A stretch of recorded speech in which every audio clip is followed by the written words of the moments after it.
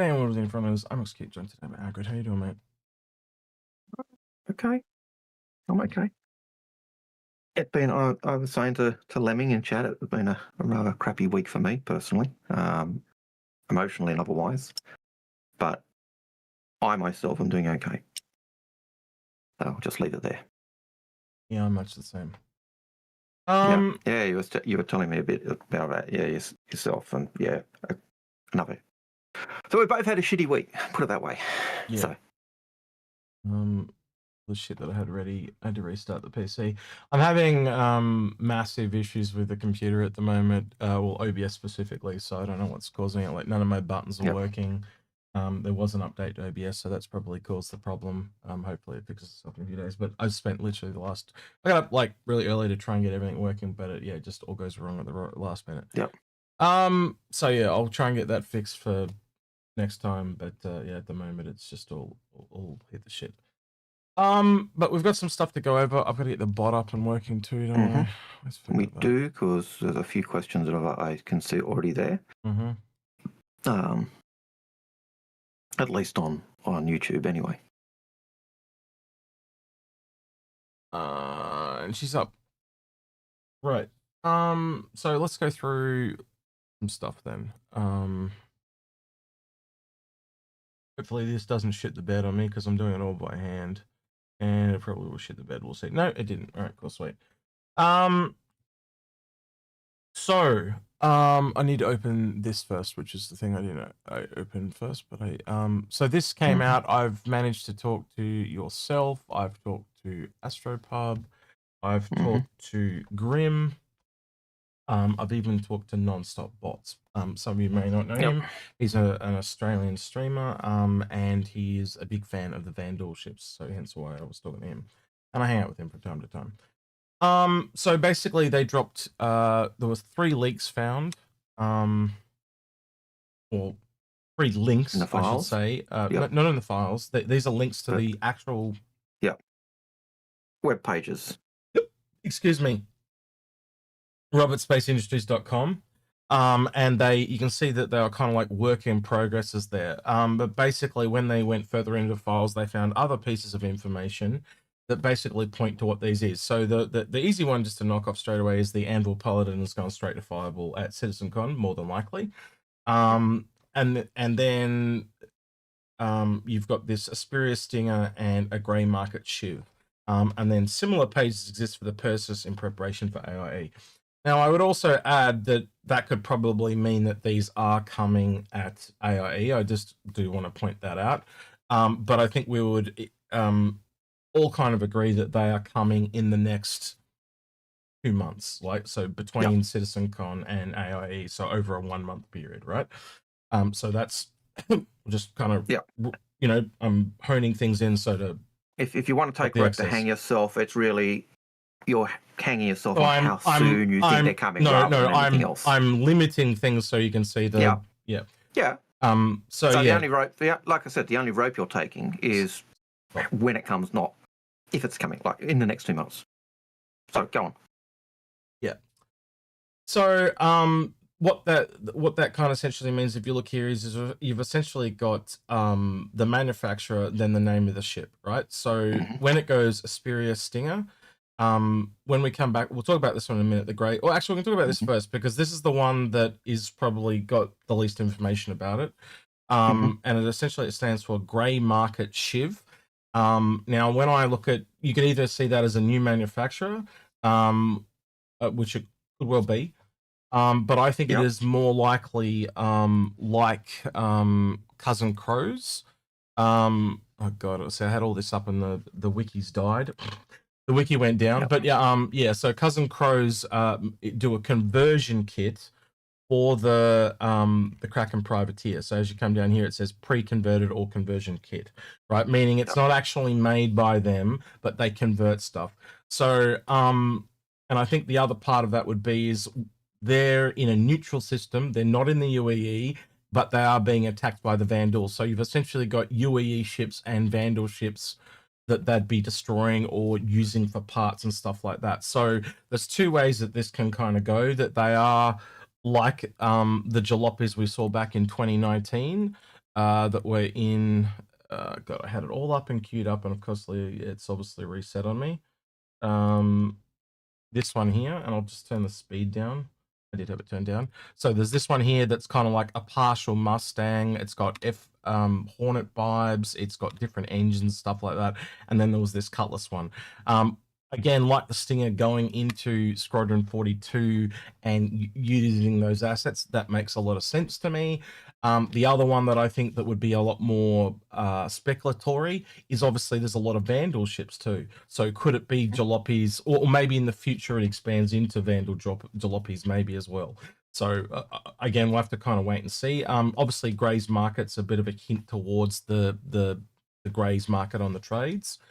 So they're they're very cheeky like that and roasting us, so to speak. But yeah, I think that's kind of most likely what it's going to be, one of these two. I tend to lean towards the smaller one. I don't know about yourself, Algared. Out of these two. But where do you kind of think, if it is one of these two? When you're talking to me, the second it said Grey's market, and people say, "Oh, it's a ship's called Grey's market." No, I thought, no, that's a manufacturer or a shipbuilder or modifier. And Grey's market does not sound like a ship manufacturer, but it does sound like Cousin Crows. Yeah, it sounds a little bit like an aftermarket kit, like the way that they use market. It instantly reminded me of an after, because my brother's a big car guy and he does like body kits and stuff like that. So that's what it reminded me of. And it's just exactly the same thing it reminded me of. Like when you're saying when you said to me, people are saying this is the manufacturer, and I think I scoffed at you. No. Someone actually was suggesting it was the Flappy Bird, the Drake Flappy Bird. Yeah. If it is that, then again, it's not Drake. It's something else. Yeah. I mean, it could be very well, but like, I don't see how that actually. Again, I hear the word shiv and I hear a weapon. Based on the way that thing has got to fly vertically and the way it lands in a really weird position, it doesn't seem to me to be an attack craft. It just doesn't make logical sense to do that unless they're like extremely leaning into the Slave vibes from Slave 2. And again, in most cases, a ship wants to be really stable when it's land, unless it's a part of its function, which is why I think that it lands like that. And again, it's got those massive wings up in the air that make it completely unstable. And again, all the problems we've had with vertical flight model, I just don't see them making a combat ship that does that currently. You know how they're kind of moving to things working right now, so they'd put that all the way down for when they do that flight model and then release that there. They're not going to do like is it? They're not going to do something like that when they're pushing for that stability and gameplay quality of life. They're going to push that type of stuff further down the track. Yeah. But as you said, the fact that it's an aftermarket, it's got that feel of an aftermarket place. Like even when people are saying it's a manufacturer, I was thinking, it doesn't sound like a really good manufacturer. It sounds like aftermarket. Kind of makes sense too, though, because you could kind of see like one in almost every system that does. Probably one's a bit too excessive, but like having one in Stanton and then maybe one in Pyro, one in Nyx, I could kind of see those type of people doing some upgrades. And I could see those in any of those unaligned systems where they kind of got to make things. I can see one in, I think, not Bremen, the Brunner system where the non-UEE Tavaran have gone. I could see that type of system there, and that would focus more on Tavarani type aspect. This one, the fact that it's a shiv, and you raised the point with me earlier with and the Vanduul have that real blade mentality, and so shiv is a type of blade. It's a so you could see it being stealing from the blade and using that type of tech on. And Nonstop's Bops was the one that brought that my attention, so I'm not going to steal his credit on that one. He kind of said, well, you got the blade, and a blade could be a shiv. So do they take a captured blade and make it into a shiv? Yeah. And he's right. It could be somewhere they expand into later. I think this is the most likely candidate because of the other ship we're about to look at, which is the Stinger, which clearly is art assets, much like the Hornets that they've essentially flipped from Squadron to us. The F8 Lightning, all these things they said they were never going to sell initially that they're now selling. So it makes me think they're just taking things they've got and flipping them. Yeah. And you did ask me which one did I think it would be, the bigger one or the smaller one, and I do think, like you, it'll probably be the smaller one, because then if it goes well, they can expand into it, can't you? Well, it's a littler knife too, like so yeah. And I think this might be the one that has the bespoke weapon, but we'll have to kind of wait and see. And if you look at price points of the ships coming, this looks like it's going to be the cheaper one, so it kind of makes sense because there is a gap in the cheaper lineup. So we'll have to wait and see on that one. But that's probably the most interesting from a lore new thing, but not from what it actually is thing, because it's just another fighter. So it kind of drops off a fair bit for me. So then we're going to come back to the Stinger. So the Stinger here is this. I had to pull this image up because, again, the wiki for Star System Tools is down. It's been down for the last 3 days, so I don't know what's going on there. I'm hoping it's not closed permanently because it's such a good site and use it all the time. It is such a good resource, yeah. It's the one you like to go to. Yeah, basically. I wonder if I can get this video back up too, because this will have I had it all queued up, and do you know how hard it is to find this shit in a an hour and a half video? It's a pain in the butt. I know it was around 47. Found it yesterday. Hang on. There we go. This is it here. I'll just mute it real quick. But it's this ship here. And again, me and Grim and Nonstop Spot. I think I was with Nonstop for about 3 hours. Grim was there for about an hour and a half to 2 hours. We actually went through and broke down, and we were. I know that's probably a bad frame where I've got it there, but if I go back, we were able to actually identify the weapons on the other Vanduul ships and work out the ship sizes. So this has changed from the wiki page. The two outer guns on the bottom across here, these are size 3s. These are size 4s, and this here is like a shoulder-mounted plasma cannon. Now, if you look at the original concept that I can't open because the wiki is closed, it had this massive chin gun on the older version, which was the plasma cannon. So it's definitely been reworked and moved a lot into that newer Vanduul style. It's also still got the turret on top. Again, I don't have the image of that. Was it here in the other one? No, but there is one. Well, you can kind of see there's a turret on top. I feel like I'm unprepared, but it's not my fault because the wiki crashed. But there was a turret on top as well. So we're imagining that this is at least 2 to 3 people type of heavy fighter, in line with, say, something like the Hurricane or the Scorpius. But it does have an interior, a very small one. But you got to think it's like a Vanguard. What we actually think this is visually or going to kind of sit at, based on the weapons and the turrets and things like that, is if you kind of think of how the Super Hornet bridges the gap between medium fighters and heavy fighters, this bridges the gap between heavy fighters and gunships. And it's kind of a bigger ship. So it's kind of like, how do I explain this? We kind of are envisioning it flying somewhere between the Reclaimer and Paladin. But again, this is all speculatory, other than the weapons, obviously, because we've been able to work out what the weapons are.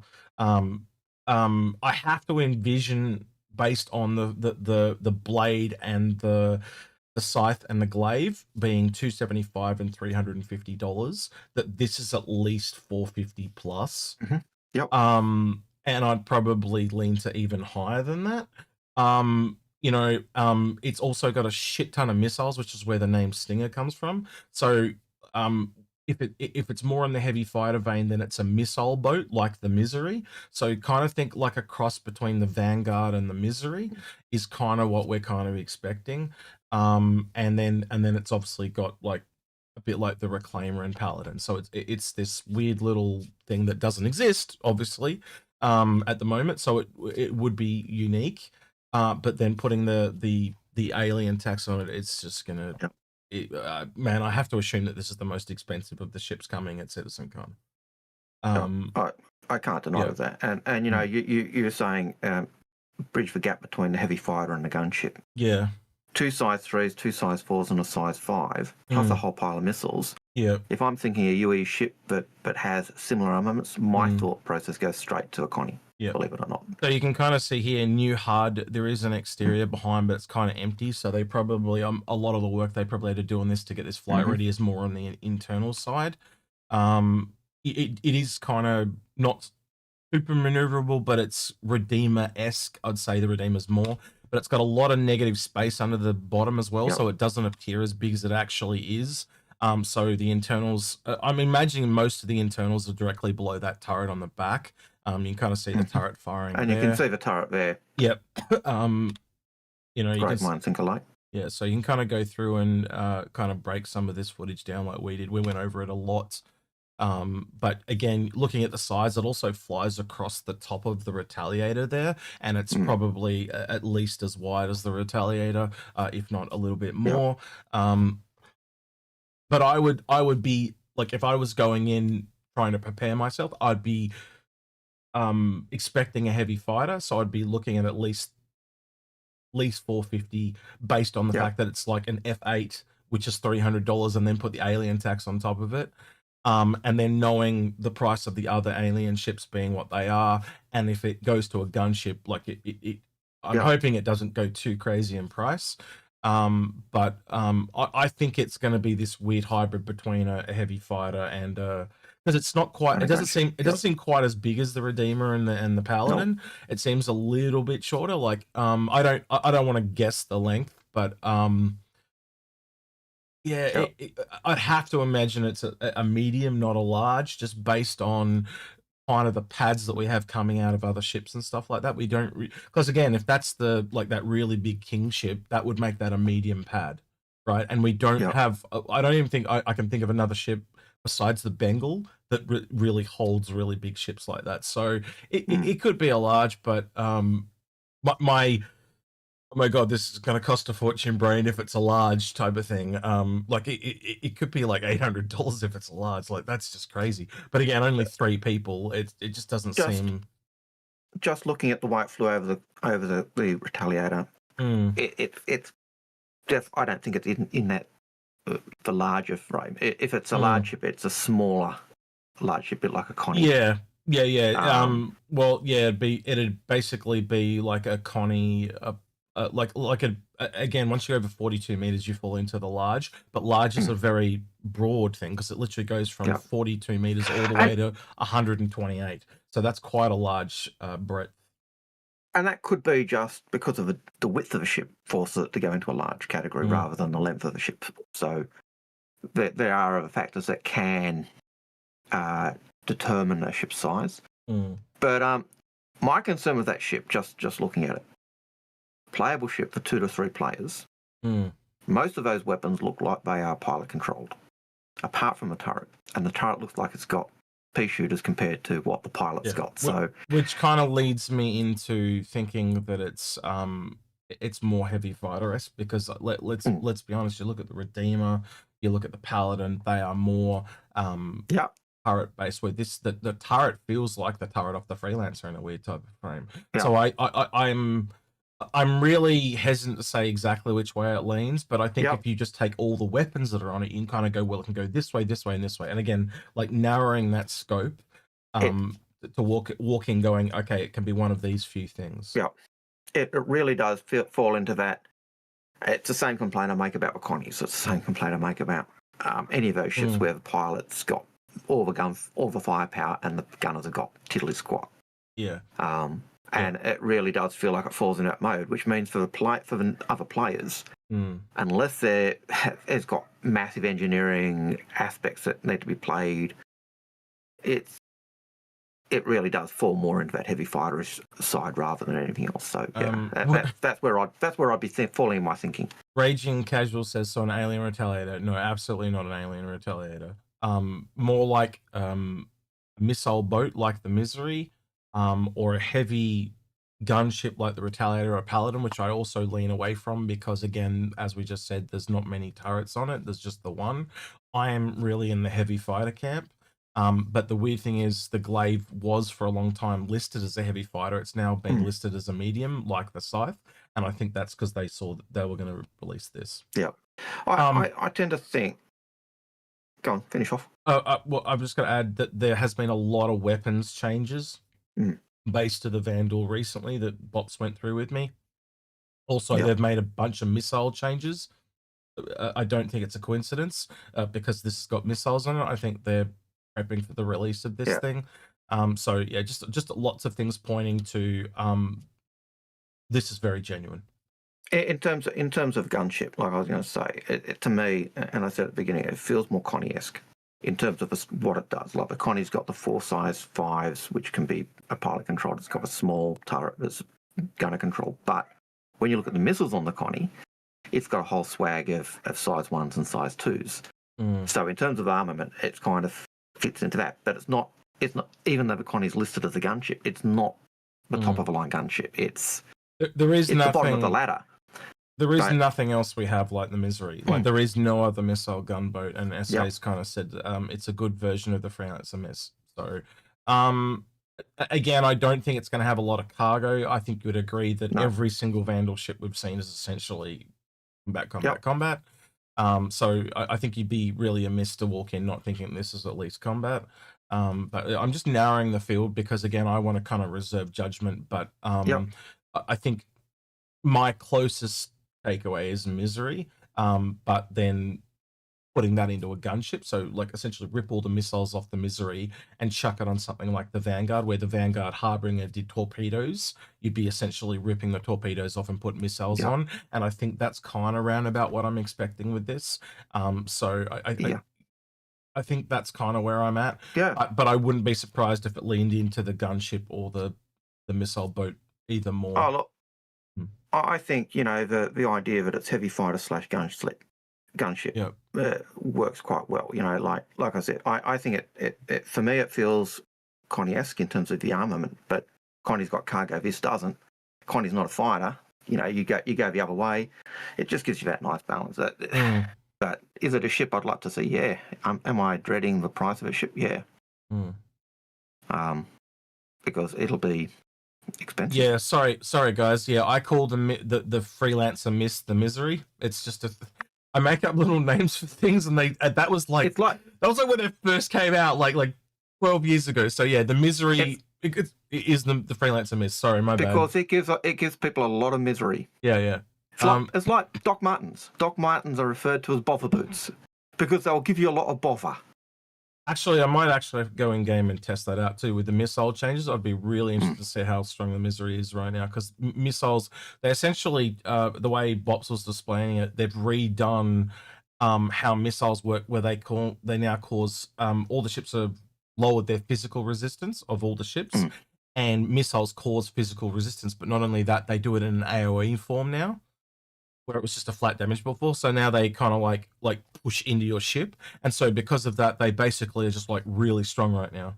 And so if you had the Misery and it's got all those missiles, so things like the Firebird, the Andromeda, anything that's got lots of missiles, even the Talon Strike would be really interesting to test. Yeah. It'd be interesting, like if the missile racks on this are changeable, like on the Misery, then I think that it becomes very much a Misery type ship. Actually, Rattlers would be good to test as well, wouldn't they? Yeah. Oh, man, that'd be nasty. Back in the day, Rattlers were really nasty because you essentially couldn't flare them properly, and so they just essentially scrambled your signaling because you couldn't flare all of it. So it was like, well, I've got to take some of it, so I'll just drop a couple of flares and take some of it. So it was really interesting. I don't know if that's how they'll end up, but it was pretty funny. Yeah. They were nasty in the day, and people hated them as well because they'd fly and then break into 10, which meant you got massive lag because of all the items that were certainly being spawned as well. But so that's one I'm like, again, I think I don't want to say they're confirmed, right? But I think the fact that they were essentially on RSI's own website, and I think we could say that there is a high contention that they're coming CitizenCon AIE. I think I don't want to sit here and argue over when they're coming, but I think I didn't have it open, but we'll just do it live again. If you go into the RSI store and you go to this thing, pretty sure it's this one. These two armors in the background, Yep. you know, obviously this one's Paladin. I would argue that this is the shipjacker for the Shiv, and this is a Vanduul-esque style armor for the Asperia Stinger. I think Yeah, that it could is be. pretty not conclusive, but I'd say it's pretty strong evidence that we're getting I'd all say three of them. here's 2 meters of rope. Do with it what you want, but yeah, it's reasonable. The other thing, the last thing I'll say is they do say work in progress on Yep. essentially they don't, this is straight to flyable, but these two both mention work in progress. So what I'm also Yep. thinking is maybe one of them comes out and one of them is announced for kind of like what they did with the Starlance, where they announced the max and you could buy the max, but it came at AIE. Yeah. And yeah, so and as you said, the first one, the Paladin, I think is a given. That the Asperia Stinger, that seems pretty sure as well. The last one, the Shiv, that's the one that's the most nebulous of the three of them. But I think yeah. So I think I think the last thing I'll put in here that there's again, as I said, me, Grim, and Bops talked for a long time on this. We went over it multiple times. And this is probably the 5th or 6th time I've gone over it in the last 2 days. But I think the last thing would be, again, I wish I could open the wiki, but I can't. But there are, if you get in there, you'll see that they've got reworked glaives, they've got reworked blades, they've got reworked scythes. I think that what's going to happen is the Stinger is what they're announcing because it's the new one, but then they're going to announce the rework ones are coming as well, much like they did with all the Hornet series. And I think that's going to make a shit ton of money because there's people that have been just waiting in the wings to buy those. And it probably means, I hope it doesn't, because think about how expensive they are already. But even at 300, let's just say the scythe, right? They sell the scythe again at $350, but this time it's a Xperia, not a captured Vanduul scythe. I think that will encourage a lot of new sales. I think a lot of people will buy into that new styling. If they brought out the scythe as an Asperia ship, not the actual Vanduul ship, it would sell. And one advantage of it would kill the grey market for the. Maybe that's what the grey market's Shiv is. We'll see. But yeah, I also think a bit law stuff. I did bring this up with Paul, but there's no evidence yet. But you know how the Banu, they essentially take things from different races? Yep. And they grow their ships essentially. I think that that's what the Vanduul do, and I think that's where the Banu got it from. And I think the Vanduul probably go a step further than the Banu, where they put they put cybernetics into themselves. I think they put cybernetics into their ships. No, they could very well. So think about how they called them the blades and stuff. So they grow a part of it, and then they put cyborgs in it. So essentially, the Vanduul are a little bit like the Borg, or the other race that I think of is from Doom. You know, the Doom guys that they grow people and then they augment them. Which then is scary when you consider that our regen tech is back-engineered Vanduul tech. Very Borg and very I can't remember the race in Doom, but in I think it's Quake, not Doom. Sorry, Quake. Yeah, not Doom. Yeah. Right. So yeah, lots of questions there. Yep. Real quick. So let's just go into questions. I'm just going to do this one straight off the bat, Algared. So someone in chat asked question, what is the GMS? So as you can kind of see here, it is, my hand goes invisible, but it's the grey market Shiv.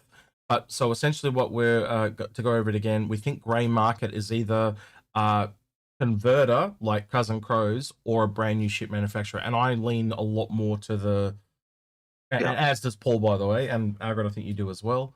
A converter rather than a manufacturer. It sounds more like something like Cousin Crows than Asperia ships. So I think Paul, myself, and X all think this is more an aftermarket. Take a ship, they'll rejig it. So what ship they're using to crab a Shiv is a question, isn't it? So yeah, again, I do relate the the Vanduul to the Borg, but again, they are, when I say Borg-esque, they are also very different, like because they grow things. Where the Borg and the guys from Quake, they steal people and they essentially modify them to be their own soldiers. That they essentially make them drones. These guys are kind of doing it to themselves, and they're growing their ships and stuff. So it is different, but it's an esque. It's like taking Borg from here, and you can almost see how they've kind of brainstormed the idea of the Vanduul. And I think the Vanduul will be a very popular bad guys, just because of Well, I know. Yeah. I do know people used to say, oh, we can talk peace with the Vanduul. They're not that bad. Mm. And I can remember Dave Haddock basically saying, no, no, that ain't happening. So Yeah, Dufty did it. Said they're hippie Borgs. yeah, Just hippie growing Borgs, yeah. things. Just give peace a chance.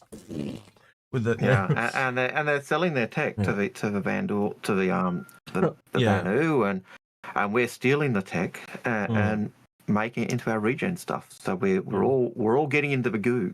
I think it makes them unique enough that you can separate them from all the classic sci-fi. Like someone mentioned, Jack Raven mentioned Cylons. So there is some, that similar fear of being assimilated or taken over and stuff like that. But I think in the case of the Vanduul, it's just more like they're gonna kill you. They just kill. Yeah, they're just gonna kill you. They're almost like the aliens from Aliens. They're one-track mind.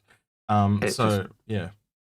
Yeah, I get the impression they're more like aliens. They're little bit like Klingons too, with the whole warrior race type thing. It's a little bit like that. So they're really drawing from a lot of different things to make them work. But I think it's cool. Yeah. Yeah, I would think that the AI ones would be, if anything, would tie more in with that Spirit War idea for the Xi'an. And when people talk about Borg or other things, I also think of Cybermen. We've got a Cybermen kind of. We've got a volunteer in chat to offer themselves up for the Vanduul's first to feast. Tomo's decided that he wants to be the first one to be eaten by a Vanduul. And I for one welcome Tomo to be the first lunch. What do you call it? The McVandal Happy Meal in existence. Yeah. I'd vote for that. So he wants to go blading. Yes, that's what he wants to do. He wants to go blading. Yeah. If you don't know what blading is, you'll need to check out your lore. But it's something that young, foolish pilots do. So all right, you want to get into the questions, please, Algared? Yeah, so first question from Drop Joget. Says, why in the world does CIG limit sales on most of their ships? I finally have the cash to upgrade my Zeus to an Asgard, and it's not on sale on the website. Do they not like my money? I think it's because they, like, when things are limited, it kind of gives you that FOMO thing. And you can look at traditional marketing or even a sale. Like, and a lot of shops, like there's some really bad shops that I can think of, but they've always got a sale on. And it's meant to psychologically make you think to buy it now because it's going to be more expensive later. And think about how many times you've seen something on special and then, it's like $100 off or whatever. And then you basically come back the next day and it's gone up and you're like, damn it. That's what they're trying to do. They're trying to basically go, well, if you buy it right now while it's available, because we want you to buy it now, and that's why they limit it. Yeah, but they do have ships that you can buy all the time. And I don't, it doesn't necessarily work in a virtual environment as well, because again, we know the game's not really kind of there yet. So me and Algared, I think we very often just go, 6 months, whatever, I'll get in. Yep. Yeah. I think it's a little different when there's a ship that's out, like the Asgard. Yeah. But yeah. No, I kind of agree. It's kind of, when it comes, it comes. And I'll pick it up then, or I'll CC you to it then, or but yeah, it's for me, it's neither here nor there. There's a lot of companies that do that stuff. Like even my headphones were a limited edition. You can't buy these anymore. It's just a color. They do it with anything that costs them next to nix to do. Think about what's a game coming out? Battlefield 6 is coming out. They've got a pre-order up at the moment, right? And you'll get these skins, and often you'll get the skins and you'll buy it because you want to have that skin that's a collector's edition that no one else will have. But how many times do you often actually use it? Because they don't tend to be the best skins anyway. And that's the problem with a lot of this stuff. They literally use psychology to get you to purchase stuff. So yeah. Yeah. Yeah. Unfortunately, that's true. If it's just a skin, yeah, great. But if it's a skin that's got a bonus to it, yeah, there's usually the other way to do it too is like, the person in the question, so Drop Yogurt, he talked about the Asgard. Why didn't you pick up a CCU or an upgrade to the Asgard and just sit on it so you can do it at any time? Because you might be able to afford $10, but you can't afford $350. You get my point? So if you want a ship and even if you're thinking you might want it and you've got $10 credit or $10 sitting there, just get an upgrade and from an everyday available ship and do it later. Because at least then you lock in the way to go. The cheaper price too, don't you? So you could have got it back when it released at the Warbond price, which I think was like $325 or whatever it was. So you would have saved yourself a bit of money there. I do that with all the ships. Even if I'm like, I wasn't a big fan of the Galaxy, but it was $5 to get a Valkyrie to Galaxy upgrade. So I just got it $5. Okay, sure. And if the ship comes out, yeah, exactly. And if I like it, I'll apply it, and if I don't like it, I've got $5 in credit. Yeah, that's it. So and again, I've got credit sitting there anyway from other things, so it's actually no skin off my nose at all. So yeah, mate, Drop Yogurt, you really need to get into our Discord, and you need to talk to the guys on the talk to Lemming. Yeah, talk to Lemming. Because the upgrades will save you a crap ton.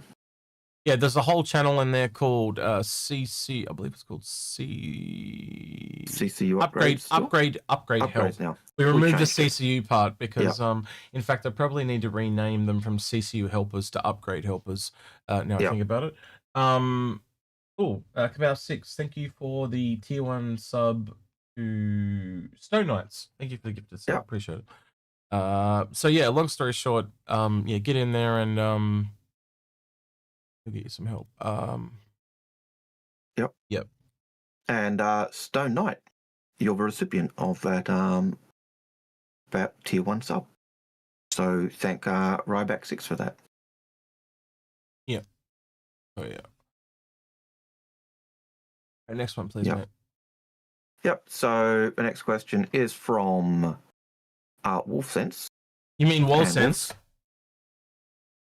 So yeah, Wolfsense. Yeah, as you called him last week. I actually ran into him in game. By the way, I ran into him in game. We had a good joke about you. It was Wolfsense. You just kind of misheard me, and the way you said it was Wolfsense. It's fine. I will go back and get the clip if you I know what I said. May not have sounded like it, but I know what I was saying. You know what you were meaning, but you said Wolfsense. But that's fine. Fine. I will accept that. Anyway, Wolfsense, just to stress on your hassling at me. Wolfsense says, tell me more about what we know about the Stinger. Will it be an F8C Challenger, and is there a chance it will not have unique weapons? I think we've just gone over it. Yeah. Thank you for the Prime sub, Tomo, who says damn ads. Yeah, sorry, man. Thanks, Tomo. They make us. They've turned up the number of ads, and it's not my preference. Pete's going through the same problem. It's annoying. They're forcing it. We almost have a hype train now on. I think we do have a hype train, but I can't tell. There's a thing on Twitch happening, and it's doing colors. So yeah, something happening. Right. Yeah. So I think we kind of went over the Stinger quite a bit. I don't know what else to add. I'll let you add your thoughts there if you want. I don't think there's anything else to add. I thought we went over it quite detailed. It's got, as you said, two size 3s, 2 size 4s, a size 5 plasma weapon. It's similar in a weapon layout to an F8, so yeah, I could almost see comparing an F8 to it, but it just seems a bit bigger than the F8 as well. So again, it's kind of hard to take a cinematic where you've got different and varying perspectives and all those effects going on and trying to work out scale, because you've got to remember you've probably got 200 to 100 meters gaps between those ships, but they might look exactly the same size. So there's no way to get scale, right? Yeah. Yeah. So yeah, just again, But, that's why I'm narrowing it, but not saying it's this, because there's no certainty there, so we can only limit it. Yeah. So you look at the weapons on it. You can try and compare those with other ships. And as Zach said, it looks very much like a cross between a heavy fighter / gunship or missile boat. And then you look at the other boats, other ships we see fall into that category. And yeah, but. Thank you, Jake Raven, for the sub on Prime. Yeah, I was on Paul's channel yesterday, and I was trying to talk to him about this, and they just kept subbing to him for like 20 minutes, so I couldn't talk to him. It was a pain in the ass. Yeah, which is why we will never do that. Yeah. Oh, no, they had it perfectly timed. It was almost like they had a stopwatch, and they were like, all right, he's about to stop dancing now. Sub. And it just went on and on and on. Yep. Which is why we will not do that. Right, our check will be in the mail, Paul, for our half of that note. Yeah. Right. What's his name? In Quarantino says, I like that name actually. Have you seen the new heavy battle tech armor? Do you think the colors and markings also look similar to the Paladin? I haven't seen the colors unless someone's dropped a new. Let me have a quick look and see if there's anything new. I did see someone mention the sneak peek and was wondering whether it was a Paladin. Yeah, those leaks, by the way, they did come from Haters, which is now called Danny Whatever Leaks Discord.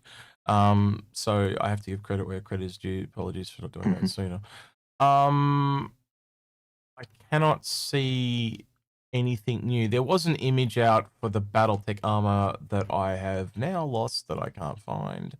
It was there earlier. Where is it? I did find it on Reddit. Let me see if I can pull it back up on Reddit real quick.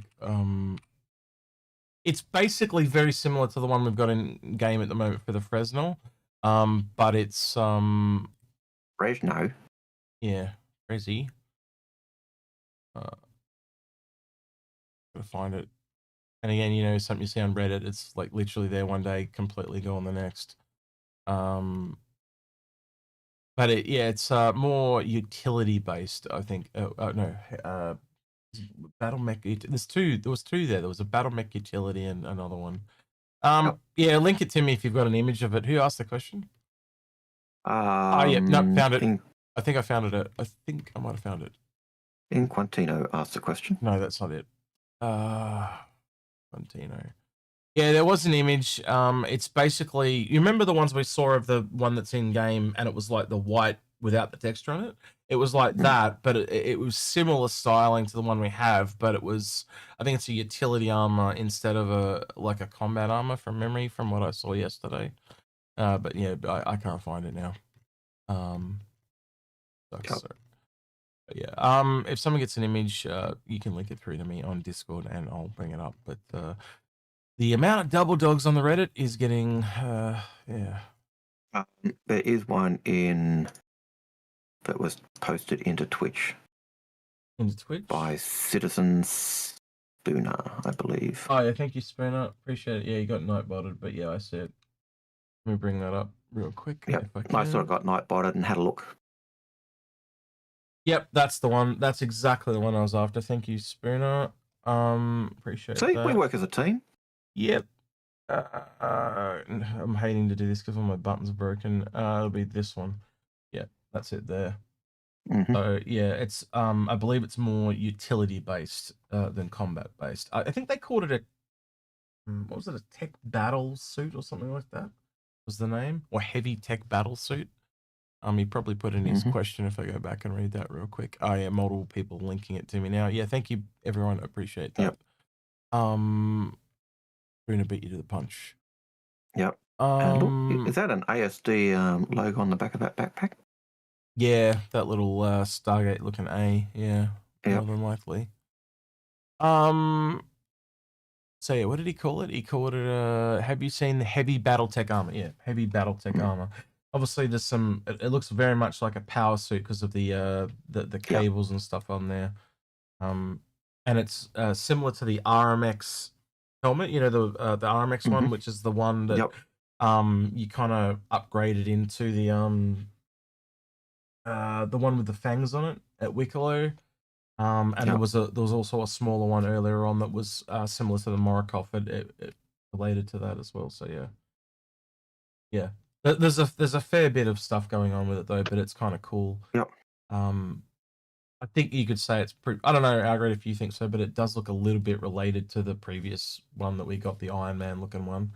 I think it's just a step down. Probably still heavy, but again, leading to those classes that they're. Well, if it's a heavy tech, and it ties in with classes, you know, I could see heavy tech, medium tech, light tech, you know, and a heavier tech, the more pockets you got, so the more gear you can carry, the more you're able to go into the dangerous areas. If you're going to a radiation zone, you'll probably need the heavier tech armor. Yeah, but pure speculation, taking enough rope there.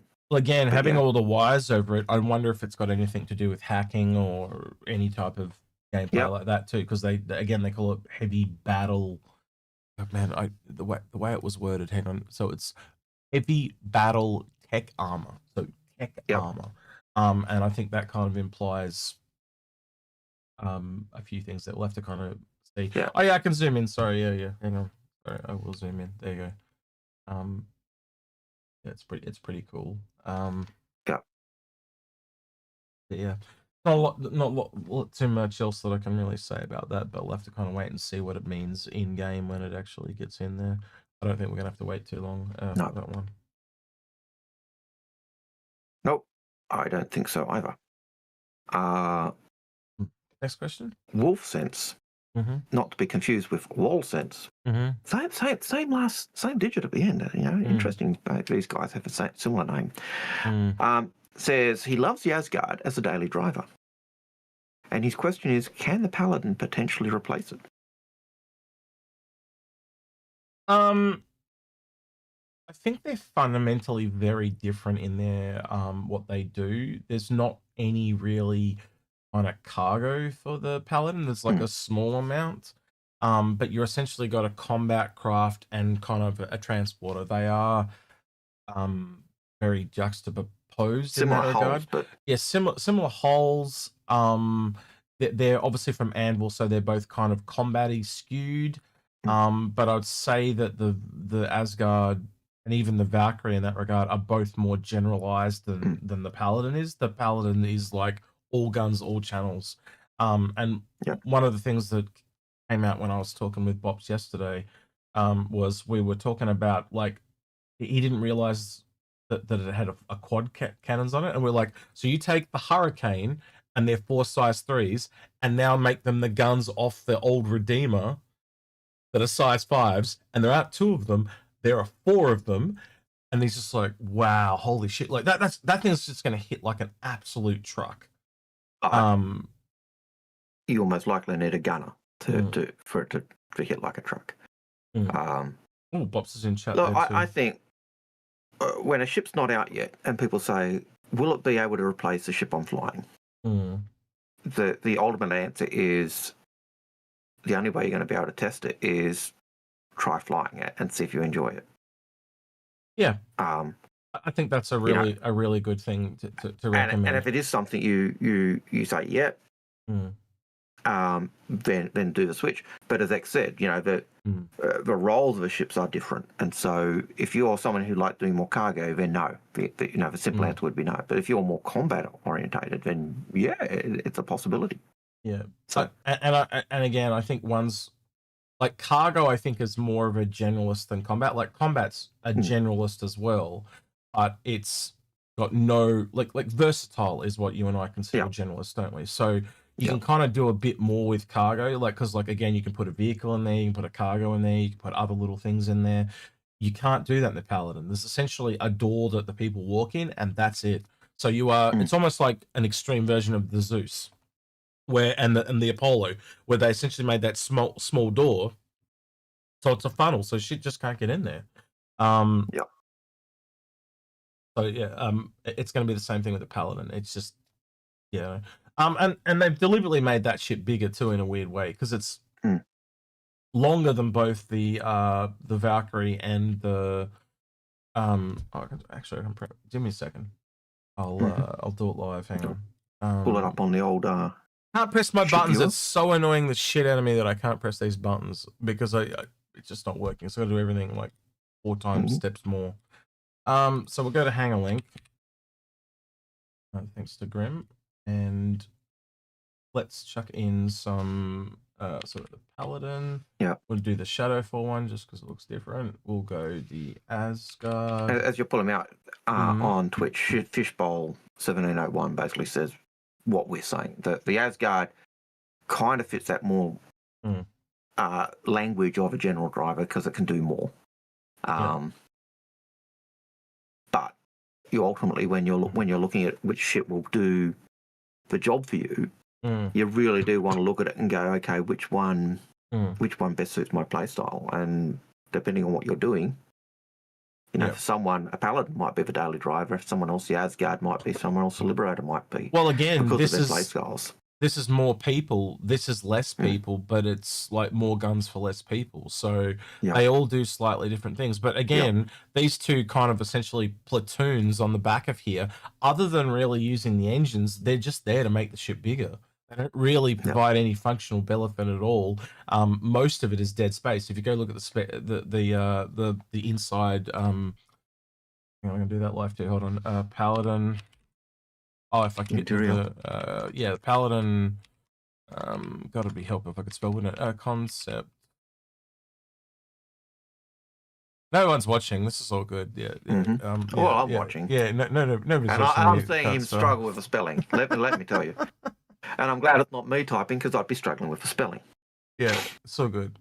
Yeah, so if you kind of scroll down here, you've got these. I had these floor plans. That's what I'm looking for. Where the hell are the floor plans? Back up here, Algared. Remember where it was? Would it be turning one of those other ones where we've got the buttons and you've got to click the slide? Yeah, it's probably that. There we go. So like you can see, look, they don't go into the platoon things at all, right? And yes, it does share similarly library assets with the other two, but fundamentally the inside is completely different, right? So most of the rework on this, like it is fundamentally a completely other ship. They obviously started on the Asgard or the Valkyrie and worked off that, but it is completely different. It is wider. It's got, the 2 floors are a lot more detailed. You got to remember, think about the whole bottom downstairs area with the turret room. This is a completely overhauled ship, like massively overhauled. The cockpit's completely different because essentially it's a quad cockpit, 2 at the top, 2 at the bottom. It's just complete. It is a really, really reworked ship. And I'm all for it. I think it's going to be a lot of fun to go. Like me and Bops and 2 of the guys that follow him, and what was it? Kai, and I'm forgetting the guy's name because he started with Y. He had a ramble number of letters for his name, and you can clip that and send it to him, please, Bops. But we're all in the Redeemer, and we're going around and just like absolutely shredding people. And it was NPCs and doing missions and stuff like that. It was a lot of fun. And the way that thing flies, I'm really interested to see how. I don't think it'll fly as well as the Redeemer, but that turret, man, is just gonna that man turret. Yeah, it's gonna really stuff people's days. Why can't I just open the image anymore? Why did you make it so complicated? But yeah, and very much the RSI heavy fighter with that turret that can go the top or Scorpius, bottom. the Scorpius, or the Hurricane, or the but yeah. But the fact that turret rotates like the Scorpius's, but that turret. Yeah. I'm expecting it to be quite beefy girl. I think it's going to really be a lot like the old Redeemer was. But again, it's kept the guns of the old Redeemer, so that's the feeling I'm expecting. But being in an Anvil shell, I think a lot of people will kind of like that too, because Anvil, I don't know. When this came out, I really struggled to whether I should buy one or not. And I just picked up a CCU, but I've already applied the chain. The more time I've spent with it, the more it's grown on me. The more it fits into your original Redeemer vibe. Yeah, and I still like the Redeemer. I'm probably still going to keep the Redeemer. But I'm not a big combat ship guy, but I am a big teamwork guy, right? And when I'm out doing things like I was doing with Bops and that last night, that's when I have the most fun, just with other people chilling out and working together. That's what really, you know, all the games you've seen me play, Algared, they're all teamwork based. Like I like a lot of co-op games. Like I'm playing Jump Space at the moment. You know, I was a big fan of Deep Rock Galactic, even going way back to Left 4 Dead. Any of those 4-player co-op games, like horde shooters or whatever you want to call them, I love that type of stuff. Just getting with people and having a good time, and these are the type of things that speak to me. Well, for me, the Paladin with its big manned turret, where it's got more guns than the early settlers, to me that automatically makes it a plus of a ship, because it means you're going to have to work with, you know, your gunner's going to have some stuff to do, and you're going to have to work. If you're the pilot, you've got to work with your gunner, and that is, in my opinion, you know, that's a huge plus for the ship. So. Ryback says, I think people are hyping PERS too much. What do you mean PERS? Do you mean PvP is Ryback? I'm just curious to know what you're talking about, man. I am interested to see someone like Tomo in this, and the very first person to kind of land or scrape. Too much. Oh, the Perseus too much. That's my guess. Yeah, scrape and take the quad turret off. I'm just waiting for someone to see someone do that. Like they have it down the bottom like this or whatever, and they go to land and just like take the whole quad turret off. I think that'll be quite funny. Yeah, I can see that's what Vanduul will do as well with their, once the blades come in and they can slice and dice again. That's the type of thing they'll be doing. Yeah, so me and Algared, because I'm going to the Philippines pretty much straight after CitizenCon, I'm going to be gone for 2 weeks.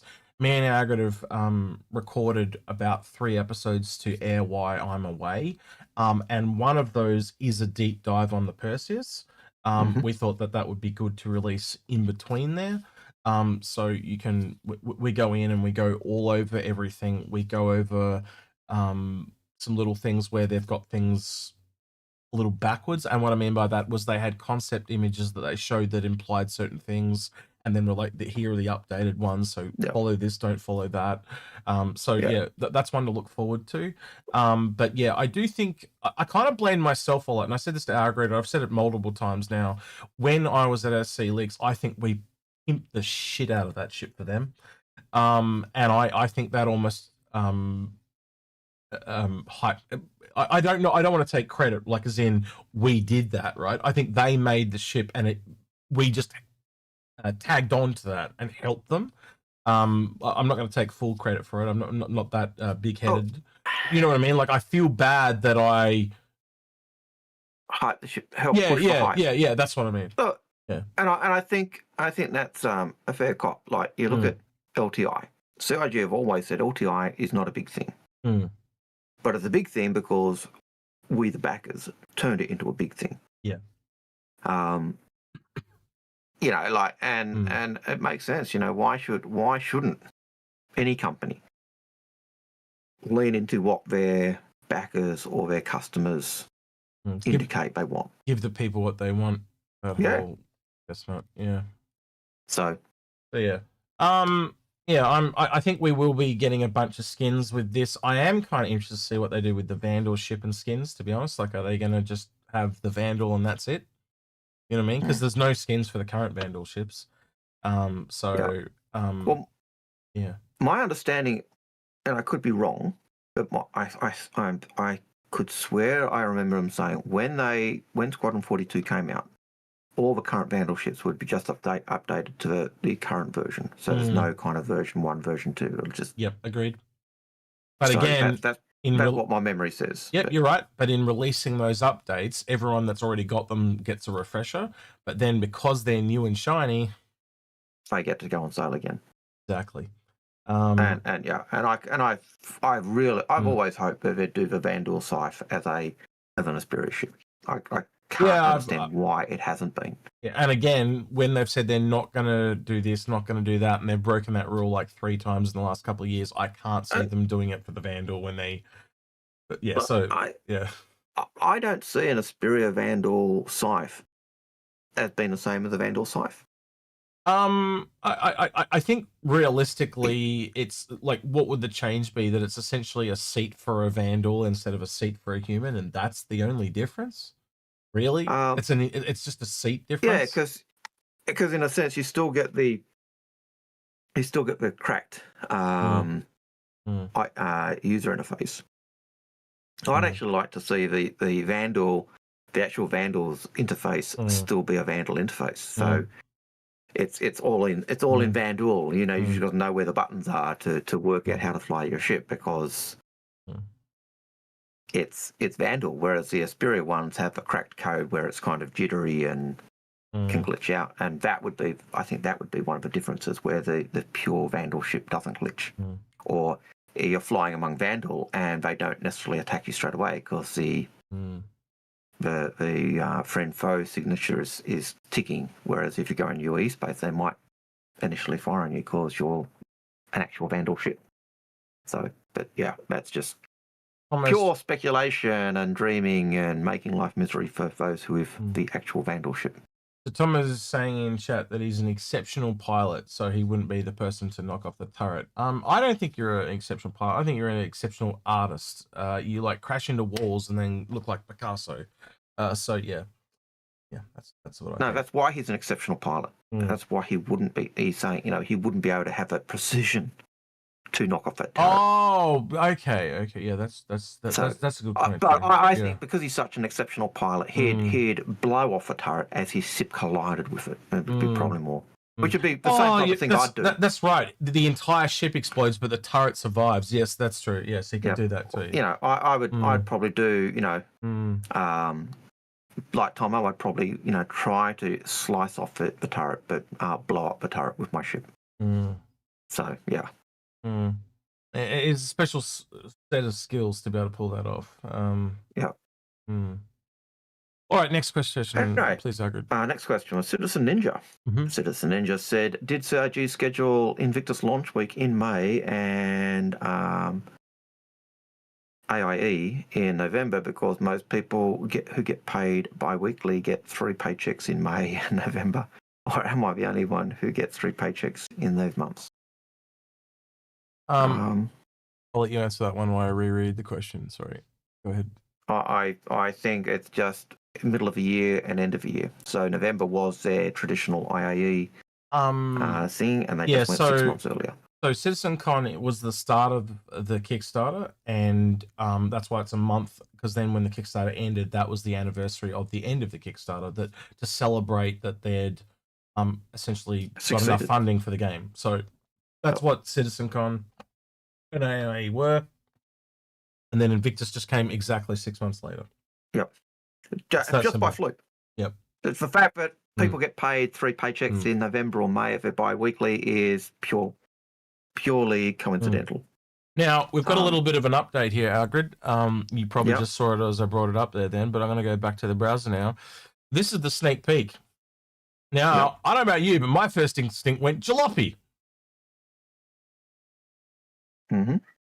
It looks weird. I can't see Vanduul there at all. No, I can't see Vanduul. The only thing that it could also be is if you see these kind of triangles here, that look like and I'm talking about the ribbing. Sorry, I'm not going to be able to point there because my hand's going to go disappear. But if you can imagine where the end of my hand is, that ribbing there does look a little bit Consulted Outland. But then I look at the engine over there that's above Algared's head. See the grills above Algared's sexy head there? They're very Hornet based. So again, grills like a Mustang, engines like a Hornet, and the sneak peek thing from 2019 that we were looking at before, and which is this one. I can't not see that now. Just saying. And if it's, you know, there's nothing to say it does not have a blade type weapon.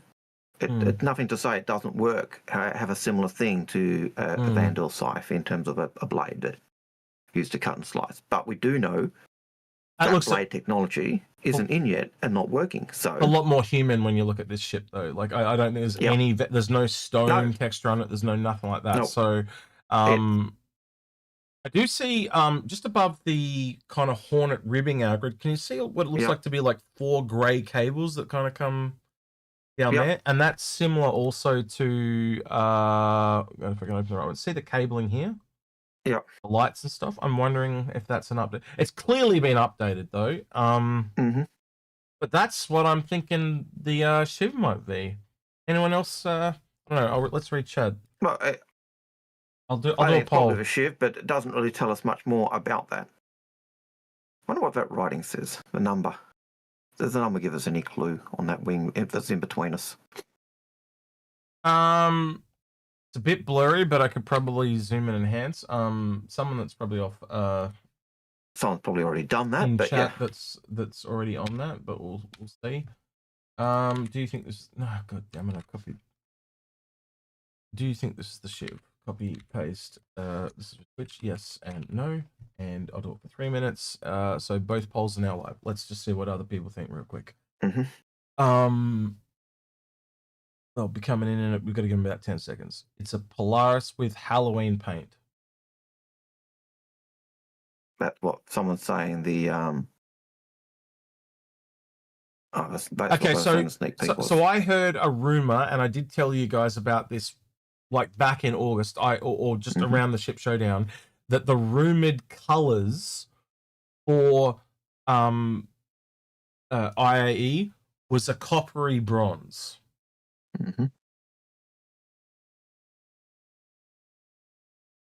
Just saying.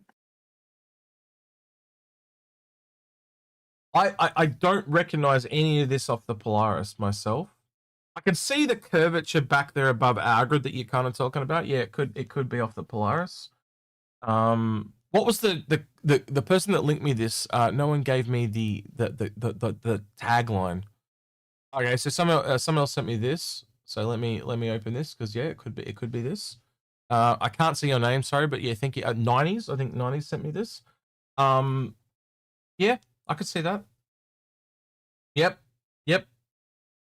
It does look a lot like that. There was a Halloween Polaris skin on the leaks as well. Yep. So it could very well be that.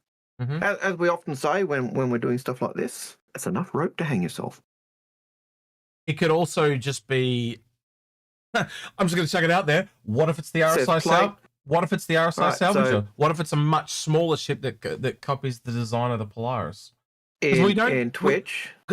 Hang on, just before we move on. When's the last time we ever saw a skin done as a preview?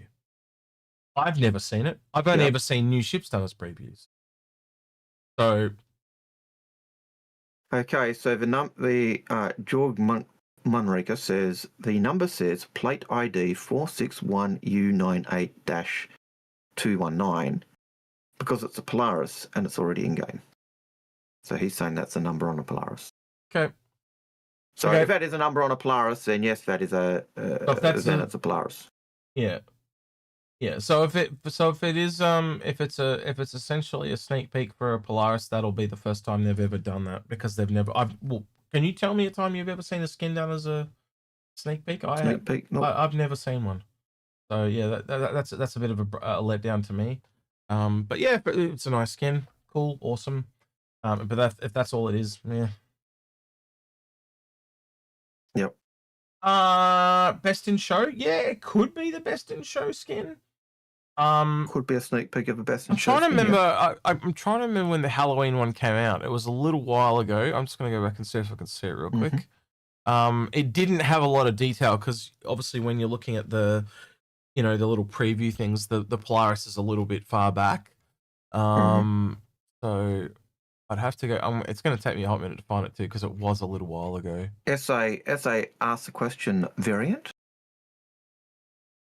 Ooh.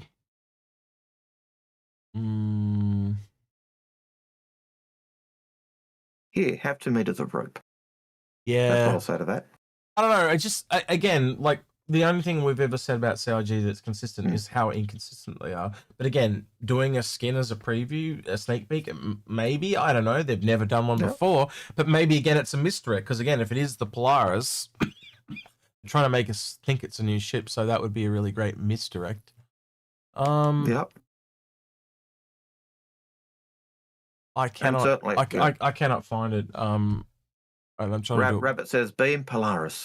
If anyone's got the little preview image that they know I'm talking about, you know, when they, like if I bring up... They give it a tagline as well. If I bring up one of the newer ones, like, so here's the one they did for the Drake patch bundle skin, right? Mm-hmm. There was a little preview of the Halloween skins, and one of them was the Polaris. That's what I'm trying to find. So if anyone's got that, please link it to me, and we'll have a look at it together. And while we're doing that, we'll move on. Yeah, please. So the next question is from Project Gnome. Project Gnome says, did you know that your stream is the highlight of our weeks? No, we didn't, but thank you so much. Certainly the highlight of your week. It always makes me want to go back to bed. It's the earliest time I get up all week. I freaking hate it. And I'm going to be honest, if Algared wasn't around, I'd probably get up at 4 a.m. and do this at like peak USA time. But Algared can't make that, so we've got to make the allowances. And I don't think people would like it if I turned up with Algared. I think we are a duo, and that is just how it works. And I've got to admit, at the end of our stream, we are both usually saying, "Oh, bucket." It's very mentally taxing. It really is, because there's a lot of thinking, and you know, the brain's a muscle, and it burns a lot of energy, and there's a lot of recalling. I think is that the word you would use, Algared? It's not thinking. It's like remembering of things from the that's how I'd kind of word it. So Algacute. I had to try and work out what Apples and Annika was doing, but they were merging our names to the Algacute. Algacute. Exared. Yeah, an Exared or an Algacute, either of those, you know, it's Algacuted. Yeah, I've been Algacuted. Dear me. Right. All right, I'm getting a few messages here. Just give me a second. Maximilian. But yeah, it is always he found it. Yeah, sweet. So look, I don't think it's a skin. So this, I know it's really far away, but that is the Halloween skin. Oh shit, you guys can't see. Sorry, buttons. Browser full. He did zoom it in very nice there, and see, that doesn't look quite the same to me, unless it was a work in progress. But again, they wouldn't have taken the snapshot of the image. I think it's best in show. I think that like if you think about it, they'd want to show us, what would they preview? Halloween or best in show? It's best in show. Best in show. Yeah. And I don't know. All right. Well, let's have a quick look at the answer to the poll, because I probably missed it on Twitch. Do you think this is the ship? They all said no, because obviously. All right. So let's re-ask the question.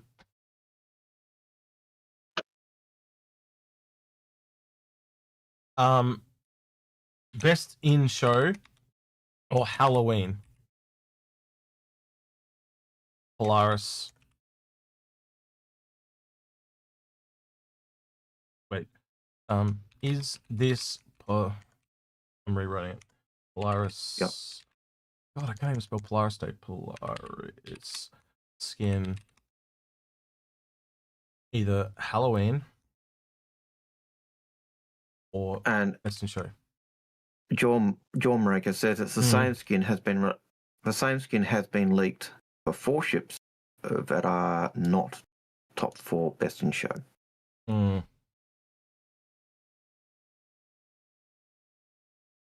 So okay, maybe. I don't know. We'll have to wait and see.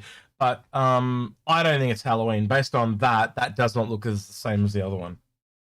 I'd still expect orange or green for Halloween. Apparently this is the Halloween skin based on what leaks said, right? Yeah. Tomo says you haven't woken up yet, so definitely. So YouTube's saying that they think it's the Halloween skin. I think it's best in show, and I think this is Halloween. But what the actual see, I've probably confused people. This is what so the poll is for this. Is this Halloween or best in show? And I think it's best in show. What do you think, Algared? I think if based on that Halloween skin we saw, and based on the fact that that coppery color was said to be the best in show, I'd say that's the best in show skin. But again, that was only a rumor. But I think the rumors are pretty coming close to true. Look, I'd love to know who does Copper speak to as a manufacturer? Because I'm starting to wonder if it's Gray's market. Here I'm going, right? Because And this is going to sound really weird. My dad is a plumber, right? Or was a plumber. He's retired now, right? And one of the things with plumbing is they always worked with copper pipes, right? Yep. And one of the things a lot of people used to do when they knocked down houses was they'd take all the copper pipes out because they're worth a shit ton of money, right? And they'd recycle them. Yep. Right. So when I see shit like this, I still think of recycling a lot. It's just something that's ingrained with me. The shit I saw with my dad. That's where I'm leaning towards the grey market thing about recycling of ships, and this gives me that recycling vibe. I don't know if it does. Here's a thought. Ties in with what other people are saying. Cousin Crows did a variant of the privateer, did the privateer. Grey's Market does a variant of the Perseus where they give beam weapons. Sorry, I got distracted by Rebel Sixes laughing at me. Why are you laughing at me, Dad? Because my dad was a plumber? Plumber's a great profession. He's quite wealthy. But what's so funny about a plumber, Rebel? I don't know, I don't know, copper's always reminded me of recycling and rawness and stuff like that. But yeah, again, if this is a best in show skin, that's where my brain goes, but we'll have to wait and see. Look, I'll freely admit I could be wrong. Like I'll always admit if I'm wrong. But that's just where my brain. I don't know. Algared, do you want to speak up here or? I will take 6 inches or 6 feet of rope and say, look, if it's tying in with the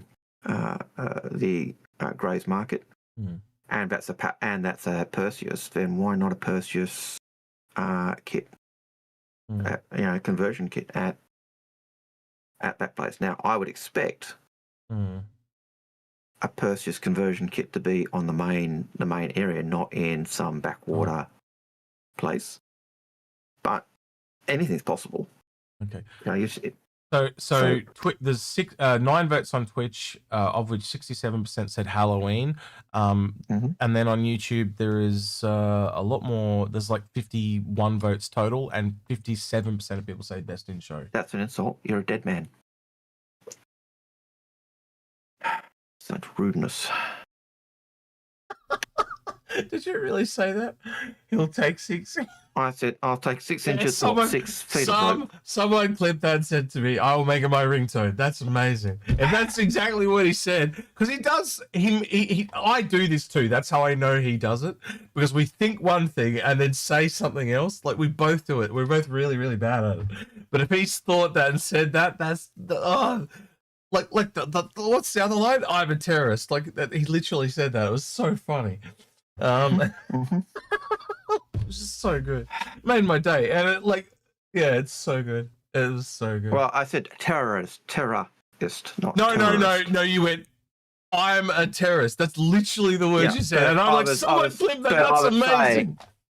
But at that time, I was trying to say, "I'm not a terrorist." Yeah, I'm a, but I said I'm a terrorist. Yeah, I do the same thing. So that's how I know you do it, because I do it too, and it was just really funny.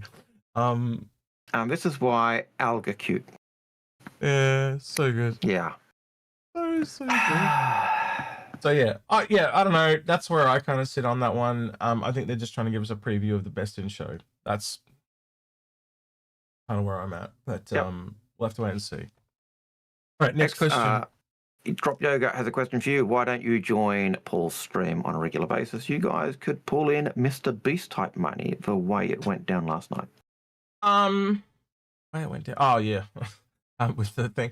Well, I think Paul likes to do a lot of stuff on his own, but like if I reach out and say I just want to have a chat, he'll happily let me call in, and I think you'd do the same with Algared. But you got to remember, when we're doing that, it's like Friday, and Algared, like I think it was about 11 a.m. Algared, so you would have been right in the middle of class. I was in school. Yep. And there are times when Paul's basically got an open invite to come here as well. Oh yeah, absolutely. But often when we're on, Paul's got either school or other stuff. So it's usually a time issue for all of us, but generally we cross-pollinate on each other's stuff quite a lot. And I think there's a certain point where we are very similar in content to Paul in We all get on approach. though. That's like that's the other part of it. Yeah. And like I it was about 6 a.m. yesterday in Texas. I sent a message to Paul. I said, "Is there any chance you're awake?" And he goes, "Yeah." And then I said, I got a bunch of law questions of this leak, and we went through it. And then he instantly went into a live stream and then talked all about it. So it gave him content as well. So it's mutually beneficial to do so. But yeah, so we do bounce ideas off each other quite a lot. So you know, if there's anyone of the content creators we really work with, Paul would probably be number one, and you see that just in the number of times Paul comes on and helps out, or we do the same for him. So, and I've definitely got more free time, so I will go around and like I hang out with Tomo and give him grief. It's hard, but someone's got to do it. I'll stop in, not stop Bops. I'll stop in with Jen. Like anyone that I see, and I try to deliberately drop in with small creators sometimes too, and just sit there and lurk. It's just I like to get around and find people. It's a game I love, and one of the best things about the game is talking about it with other people. Talking shit with other people is huge fun. Yep. I think you'll remember the dinner we ended up having in London with the German guy. Mm-hmm. And he started talking law, and that was it. You just saw his face as we started talking law. You just saw his face go, I get to talk with someone, and they're not telling me to shut up. And yeah, that was pretty funny. And his I think he had his mum with him as well. His mum and friend, and they were all gamers, and his mum was loving it as well, because again, his mate was going, "You never told me this." They were talking to Laura. His friends go, "Hey, you never told us this." And it was. Well, I don't think I'll ever get used to the eggshell thing where they kind of. Like, I don't like being treated like a celebrity. I'm just a normal guy. And I know you're the same too. It makes me feel a bit awkward where they kind of put you on a pedestal. I don't like that. But it's not. I understand why they're doing it.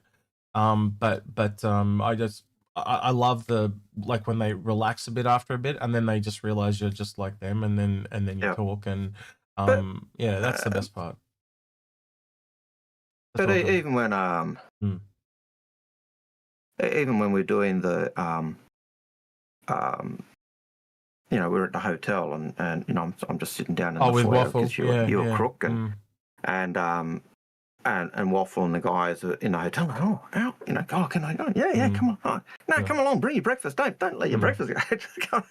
And they're too polite. Me and you invite ourselves everywhere. Everyone else is like, they don't invite themselves. We just intrude, me and you. But we'll say, hey, come over. Bring your breakfast with you, and if you want, don't let it get cold. We enjoy talking shit. So we don't. Well, especially me living in a regional area, I don't get a lot of chance to do it. Especially with a lot of my real life people that I know, they all think it's a scam. So I don't get a lot of chance in real life to talk about it, and when I do, I get fairly passionate about it, like yourself. So it was really good to take those opportunities to sit down with people and do that. I did tell you about the one where I went out to get you. You remember during the panel? I think it was the clothing panel or something like that. I went out and got us a couple of burritos and stuff. Yep. And I sat. There was very few spare tables, like none. Yeah. And there was a lady on her own, and I said, "Would you mind if I sit here and eat my lunch?" And she said, "Yeah, sure thing." And then she started talking to me, and I said, I get the feeling you've been brought here by your partner or someone else. And she's like, yeah. And I started talking to her, and then things went as they did, and then I went into, she started saying, oh, he's interested in meeting some content creators and stuff like that. And I said, who's he interested in? And of course, our name came up. And then I went, is he going to be back soon? And he went, and she went, what do you mean? And I went, well, because he's going to want to meet me then. And she went, what? Who are you? I want to be. Yeah, and then he just like awkwardly walks in back from the talk and kind of like sits down and go, "Oh, my wife is talking to Execute." It was really kind of awkward as he walked back in, but it was kind of funny at the same time. And so, yeah, I finished my lunch and talked to him and his wife, and that was just kind of it was certainly one of those. Certainly an interesting experience. It was very humbling, to say the least. I think the most humbled I felt though was with that guy with armor in CIG, where he walks up and goes, "It's your fault I'm here," and I was like, "What the fuck?" Yeah, like, I still remember. How do you reply to that? Like, it's like, well, you reply the way that both Sandy and I replied. Yeah, you guys both in unison go, "Is that a good thing?" But I was just like going, that was how my brain was kind of like, is that good or is that bad, or how do I take that? Like, but it was very humbling to get that response, and to know that we've had an impact on people, people at CIG who are into the game or got into the game because of us. And I remember, him saying, I'd heard it was a scam, but I saw you guys, and he's Australian. He said, I saw you guys, and you guys were always level-headed. You were always even-handed. You'd call things crap if they were crap, but you'd also say, but this is good, and give the reasons why. And he said, and that made me go and check out for myself. Yeah. And as a result of that, well, it turned out he actually got on the Discord and talked to us. And again, like he said, essentially, like he approached us, and we didn't even know he was applying for a job there or anything. But and we never saw him again until then. But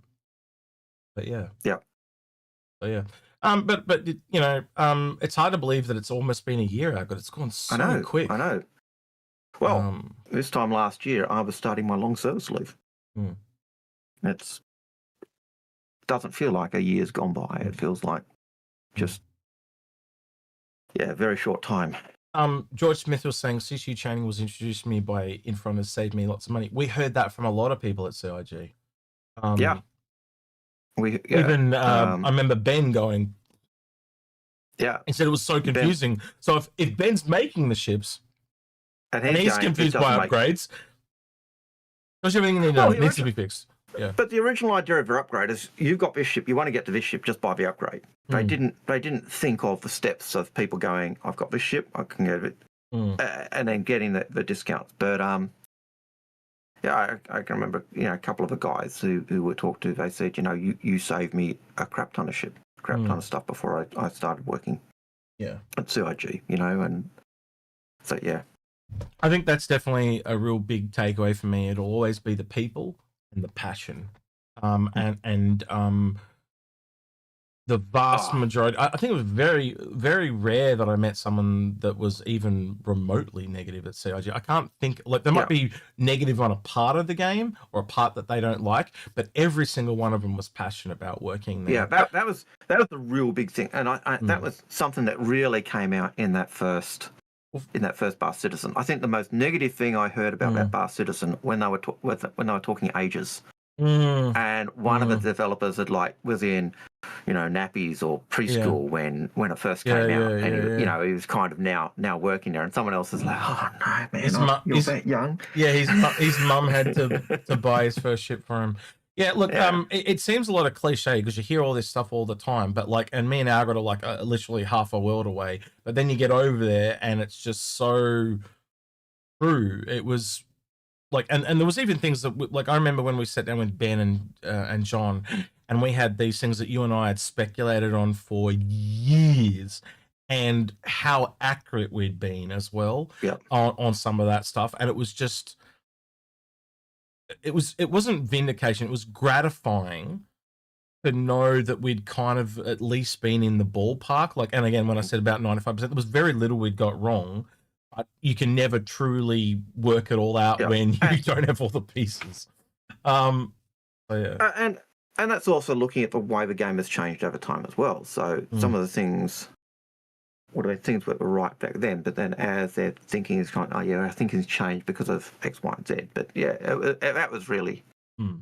That was one of the things. I remember sitting in that panel where they were talking about the tree, we're talking about the environments. And we'd talked, we'd speculated there'd be swamps and other stuff, and then they bring up we've got swamps, and we go, I think so just time and time again it was like that. So I think the other one that I'm just remembering now was the look on Jake and Sandy's personal assistant's face. Yeah. When we were told them we were waiting for Sandy, and they looked at us like we were crazy people. Like we were like they actually physically separated away from us and like walked away. And then Sandy comes up and just walks straight up to Algared and gives him like the biggest hug. And they're just like, I'm looking back and this Jake and this assistant just like jaws just like hit the floor, like realizing we weren't lying or crazy. We were telling the truth. It was just really funny because like I'm like, all right, they think we're crazy. We'll just let them walk over there and think we're crazy. That's fine. And it was quite funny at the time. But yeah. But yeah, so I think the assistant found it weird because they said, "Oh, I'm supposed to be meeting Sandy as well." So and after that, there were people that kind of gave Algared a lot more respect because, like, I remember then when we were going for the tour, and that girl was like, "No, don't call Sandy." The same girl was like, "Don't call Sandy," and because you said, "Oh, I've just been talking to her, I'll just message her and tell her now," and she was almost like she was scared. It was really strange to me at the time. Don't call Sandy; she's too busy. Yeah. It was good. It was for me, one of the highlights was actually just being able to catch up with Sandy and just eat Maltesers and drink coffee and chat. That for me was a highlight. So I'm just you might get an email sound here in a second because I'm trying to open my email to find the tagline, but I think the tagline that Maximilian sent me here is Hellish Hugh's approach for that with that skin. Just double checking, hang on. Yes, I do have a reply. Just double checking it now. Give me 2 seconds. Yeah, Hellish Hugh's approach. So that is the sorry guys. Hellish approach. That sounds very much like a what, mate? Halloween skin. Okay. Hellish approach. That would be my take, but yeah. Again, we didn't have that tagline before, but yeah, maybe it does lean to Halloween then. Anyway, let's move on. Lewis, Luke's OS. Luke's original system says, besides the upcoming ships, what does Star Citizen have to deliver before the old ships can be upgraded, reworked? And what qualifies a ship for a rework? Freelancers, Reliance, etc., etc., etc. I think it's becoming really obvious, especially when I talk things with Grim and other people. It's all about priority. What are they currently working on? What do they get out of redoing something? It's not like how much we want it done, as in the backers. Like, and I'll go with an example, and not to pick on Pissball Pete, but he wanted the X85 reworked. I was in the X85 with Bops yesterday, and it's got a massive problem with its turret. But how many people own that ship, and what do you get out of reworking that ship? Yeah, nothing new. It also. And it's the same with 600i as well. The ship's already in game. You don't get any added gameplay for it.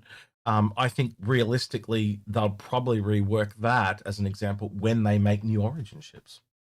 Yeah. It ties in with the conversation we had with Ben and John as well. Because they basically said the same thing when we were talking about, it's a priority thing. I think they even said that at one point. It's not a priority because the ship's basically working.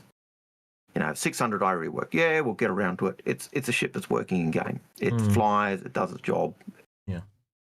That type of thing. And it's a priority is the key. And the things that come out of it is, do we need to? Yep. What do we get out of it? What's better, to spend time working on the ship, or to do a brand new ship where we can actually put all the new stuff in and Yeah. make sure it's working. So a simple example to go with what I was just talking about there, we know base building and crafting are on the roadmap and they're kind of ending around the end of this year. I would expect tips for that gameplay in rapid succession. When it comes out, yeah. Hmm. So, anyway, moving on. Please. Drop yogurt. Oh, sorry, that's the same question as before. No problem. Wolf Sense. I really like the Redeemer for the way it looks. How much is it losing it against a Paladin? Is it choosing between modularity versus firepower? Yeah, I think that's probably a good way to look at it, actually. You've got the kind of modular nature, and again, the things that we learned from Ben and John when we talked to them. The Paladin is a niche where you then have a variant, and then you have the modularity. So you're going to lose a bit in the Redeemer because it's got that modularity. But I think that kind of makes sense too with the way the gun's laid out. So you can have a lot more attack in the Paladin than in the Redeemer. But I think what you'll find in the reverse of that is Paladin will be tanky and slow.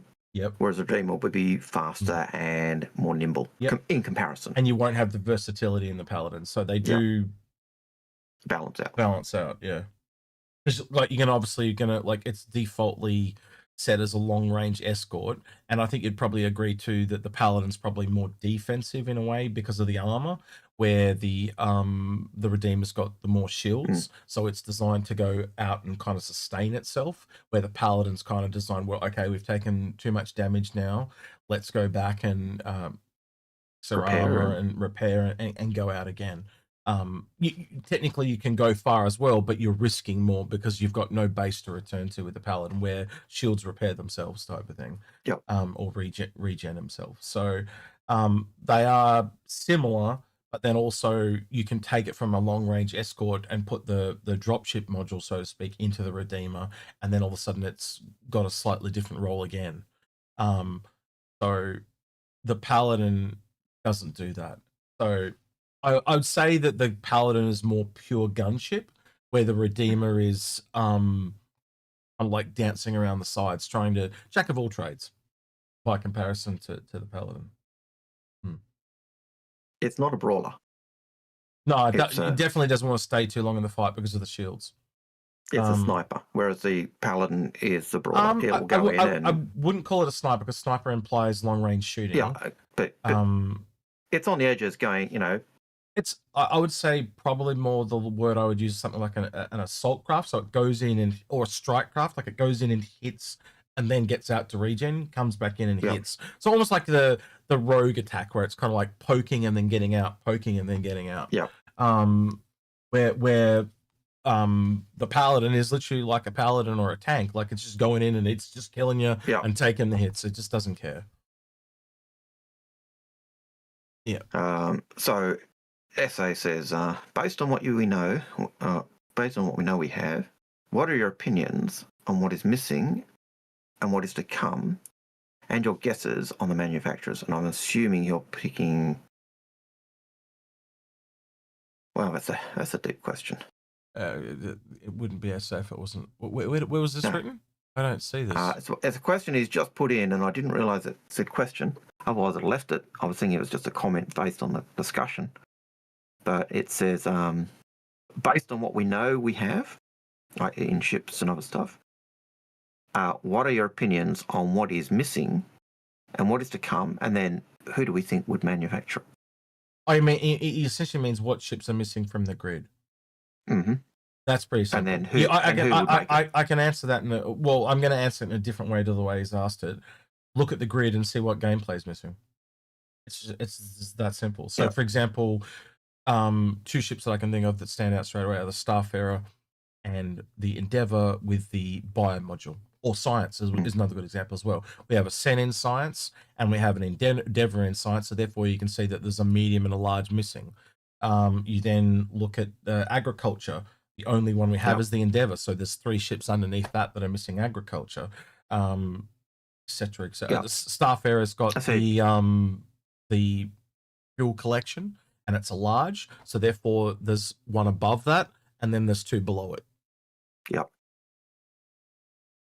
And that's pretty much how when we're speculating, that's generally what we'll do. If we know there's new ship, we'll kind of think, okay, where does it fit?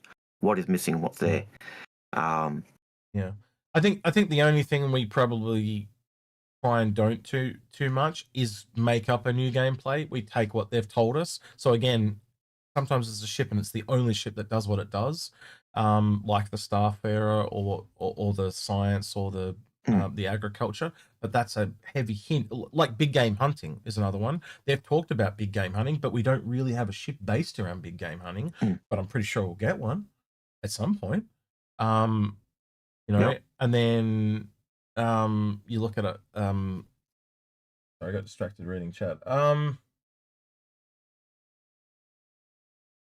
lost what I was going to say. Goddamn medium fighters. Anyway. Yeah, if you look at the big game hunting, like, you know, for sandworms, they hinted the Asgard with its side guns would be great for doing that. You know, you pull them up with your vehicles and then you shoot them down with your side guns and so they've hinted at ships that could do it or be useful for it. But the Expanse refinery, you know, there's only got a small, medium, large capital. You know, so there's a lot there. There's very few though. Like the only one I can really think of is big game hunting, where there isn't there's a gameplay but not really a ship. But I'm sure in time we'll get more and more gameplay. Like look at every MMO you've ever seen. So World of Warcraft over time added new classes, etc., etc. In this, it would be new gameplay, and the new gameplay will lead to new ships. You know. Okay, and I think the bot has died. It has. Because SA's question didn't show because I was just going to tick it. Yep, Roger. I will try and get that back up. But usually, once it dies, it doesn't want to come back up. It doesn't want to come back up. So I will try. It's up, but no guarantees. Sometimes it'll bring in the questions and then die. We've seen that as well. So yeah, but generally once it died, it's dead already. It's dead. It's dodo. It didn't bring in anything, and it's dead. So we're going to need to go back and. I'll do the Q&A. But if there's any mods in chat, if you can grab some of the questions.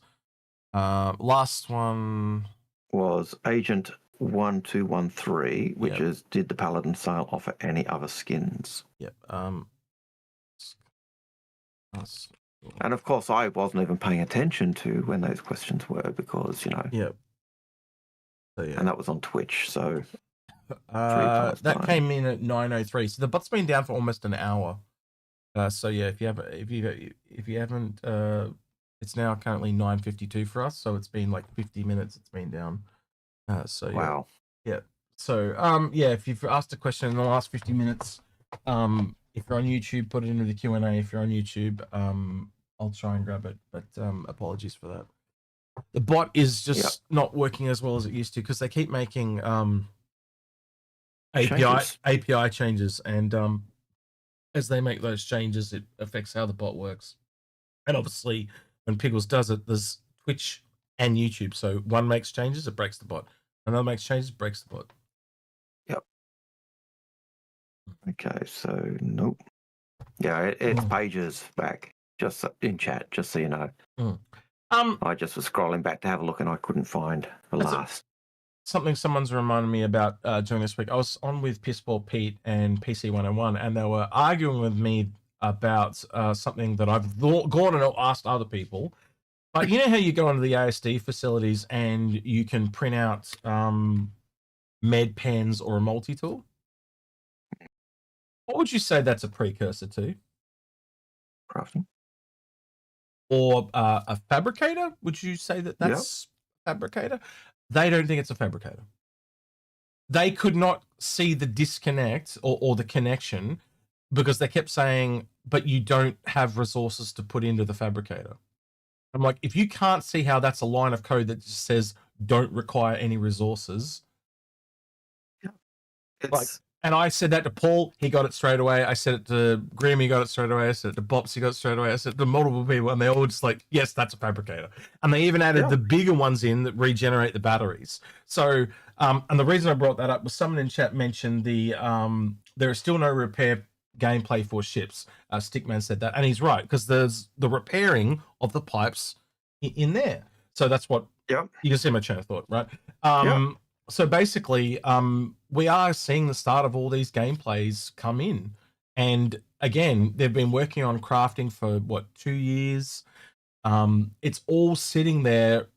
I think the next step is a ship to come.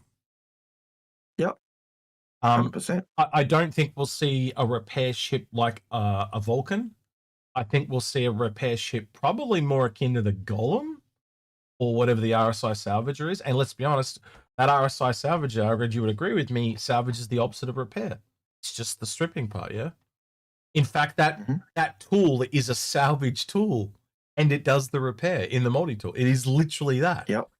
Proving our point.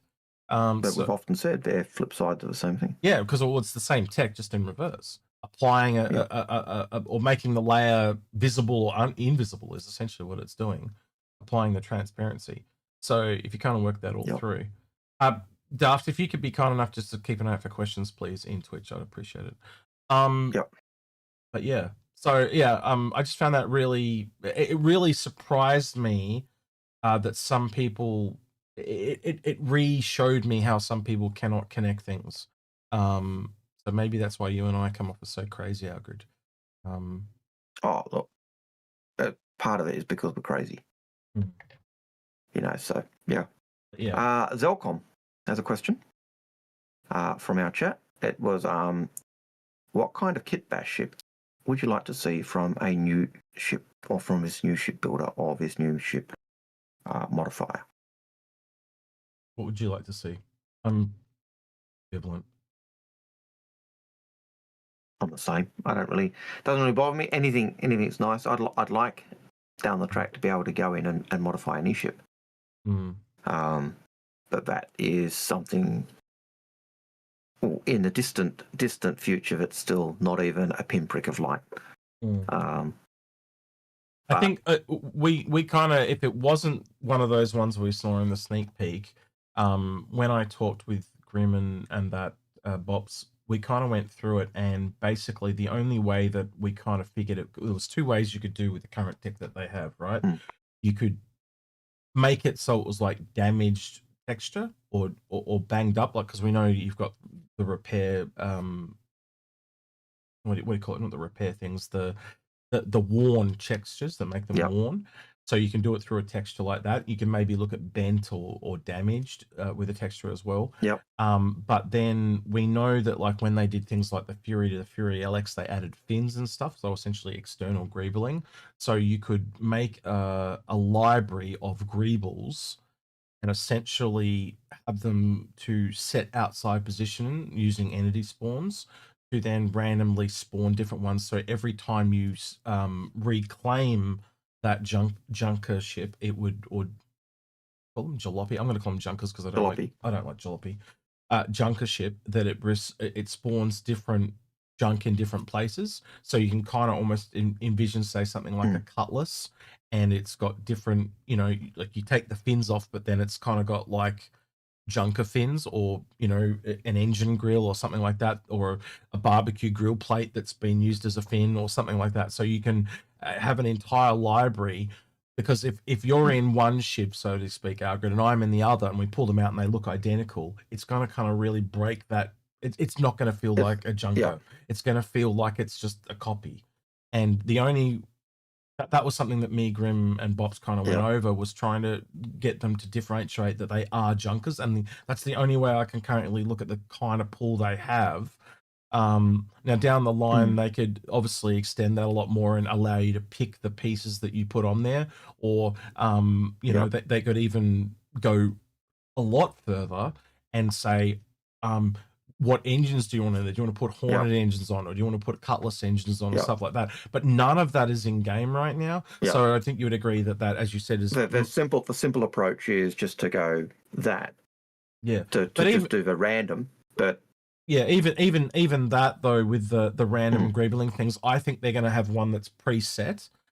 Because again, if you look at everything they've been doing this year, like even the wolf that you found when you were in game with the wolf, when it exploded, both guns were tied together. So they'd kind of just like got it working in game and moved on. And they're like, right, we're going to come back and post, so to speak, and fix it up. And I think that's what will happen with this. They'll release a junker that's just the same everywhere, but their plan is to come back But the plan is down the track to modify and give the, either greebling, make it a bit more or special, give changes, or make it special and unique. So because that is the appeal of a junker, right? So if I pull out a ship that's brand new, it's new and it wears, right? But a junker's always going to feel worn. How do you make that unique? So it's unique in your own. So no two of them are the same.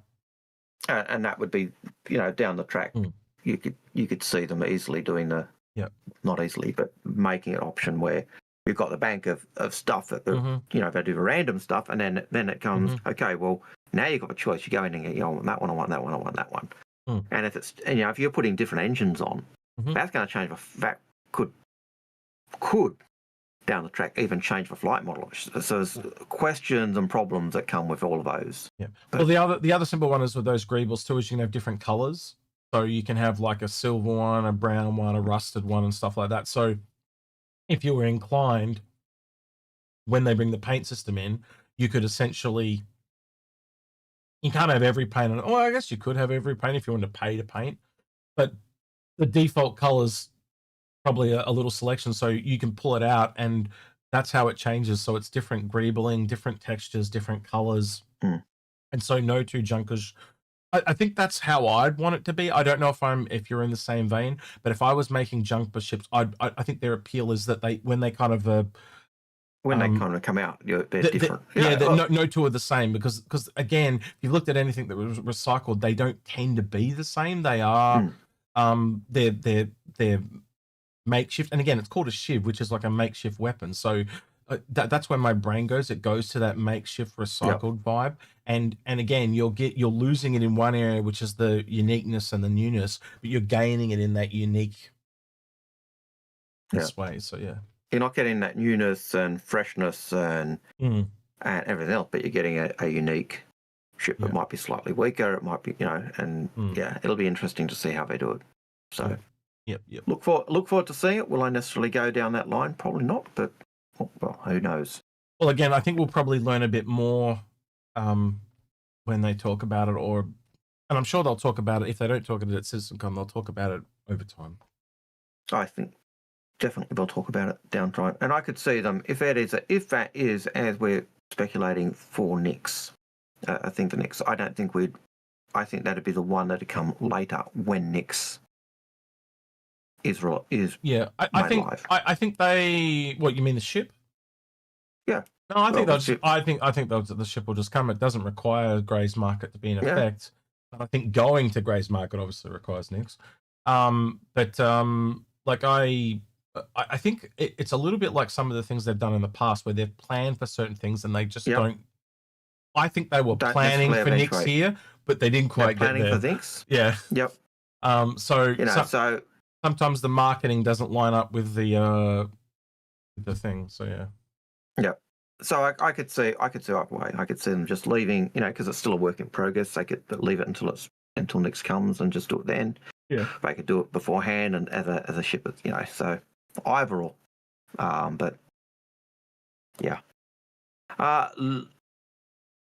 Lewis. Again says, beside the upcoming ships, what does Star Citizen have to deliver before the old ships can be upgraded or reworked? We've done that question, didn't we?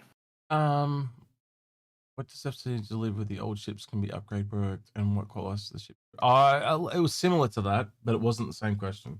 Okay. Similar to that.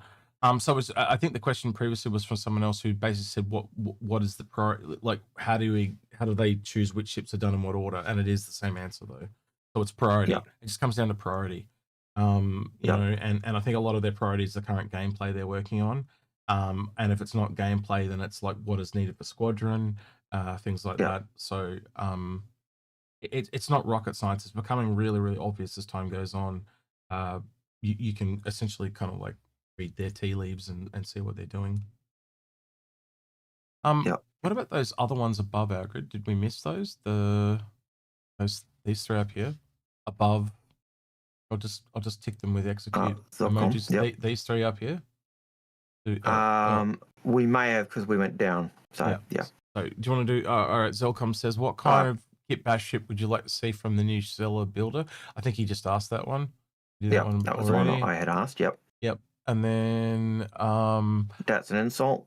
Yep. Read that one. Save a drop for Stinger. The Vanguard is in an awful place. Won't this suffer as well? I think, again, like I said, they've Nonstop Box was saying that they had worked on a lot of missions, missile stuff lately, and there's been a lot of upgraded Vanduul weapons, and I think that kind of hints at not just the Stinger, but the other Vanguard stuff, the other Vanduul stuff, sorry. So, and they do tend to work on ships that are coming out to put them in the best light. That, let's be honest, that happens a lot. How many ships have we seen come out and then like get nerfed afterwards? It happens a lot because they want to put them in the best light. I have to assume it's somewhat similar. You'd agree, Algared? And then Datsun Unsalt follows up with that question and saying, are they going to do a Warbond only Stinger?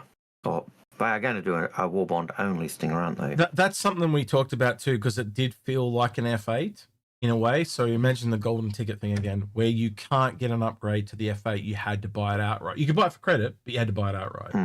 And I have to kind of think that feels kind of similar. Like it's in that ballpark. I don't. But yeah, I the timing is in that same window, and it is at CitizenCon. Like it's maybe it's a you know, you get the right to buy it by those Twitch drops, or who knows? Yeah, but that's a right to buy it, not to get a CCE to it. And they never did upgrades for anything that had the golden tickets. It was either buy or get with credit, but you could never. And I must admit, like at the time that it's at, it just feels like that again. And feels like a no CCU. Yeah. Ship. Yeah. Or no upgrade ship. Yeah. Yeah, and then on top of that, if it costs like $450, like. Hey, I'm a winner. I get to spend $450. Woohoo! You know? Yeah. That not fun being a winner of that. So yeah, making you jump through heaps to spend money is a bit much. But then again, there were a lot of golden tickets. Like it was really easy to get one back then. I really didn't want to limit people in any way. Yep. Wolfsense had a question. Will Star Citizen 1.0 be good? I hope so. Come soon? Probably. So yeah. Look, I think 1.0 is the foundation. It is what do you call it? Minimum viable product. That's where Chris would say this is the minimum standard for the game to say if the game is now released. Yeah, it's why bare minimum. It's probably why we haven't seen things like more science, more agriculture, all those other ships I mentioned about half an hour ago. Because if they add those, that's more work. Where if they just kind of work within the frames they've already put out and limit that, then they could expand out to the other things. So I'd expect to see probably salvage and mining, because they've already talked about that, right? So I could see those coming in because it's not that much extra work upon what they've done. But I don't think you'll see science or agriculture because that's a whole new gameplay. Yeah, that's a patch. That's for most other games that would be a digital download. That's your So Ryback says monthly reports have been hyping a new ship dealer. I think this might be Grey running the Grey's market. Do you think this might be the kit bash ships introduced to Pledge Store? I think we basically so I think that. I think Ryback got in a little late compared to when we were talking about that. But essentially, to paraphrase what me and Algared and I think Paul's thinking as well, is they're like a conversion kit company like Cousin Crows. But I also wouldn't be surprised if they do extend to being a manufacturer. But the way our brains are kind of linking up is that it's in Nix. They're in a situation where they're not in the UEE, so they're in a neutral territory, and they're kind of scarce on resources. They're kind of think like Pyro, but they're neutral. And then they're being attacked by the Vanduul. So they've got a need to build combat ships to push back the Vanduul. So they're just taking scraps of what they have and putting them together. As Algared would know, being Australian, necessity is the mother of invention. And so therefore that they're just working with what they've got. So they're recycling and smacking shit together and seeing what sticks. Yep. Indeed. I was going to say something, but I've lost my train of thought. It was so profound the too. Conversation. It was going to be profound, but unfortunate. It'll come back to you in a minute, and you'll go, oh, like I do. Wolfsense says, question, sorry about the previous half sentence. Will SC 1.0 be more combat focused or more balanced across different professions, you reckon? Well, we kind of answered that anyway, didn't we? So we can kind of skip that one. Paul Cress. Yep. Or Paul Cress says, do you think the new loading screen add-on terraforming means they will be rolling out the current Stanton planets using the new STAR program for procedurally generated planets? I've heard some really wild theories about this from people. Like, people go, oh, that means they're redoing Microtech.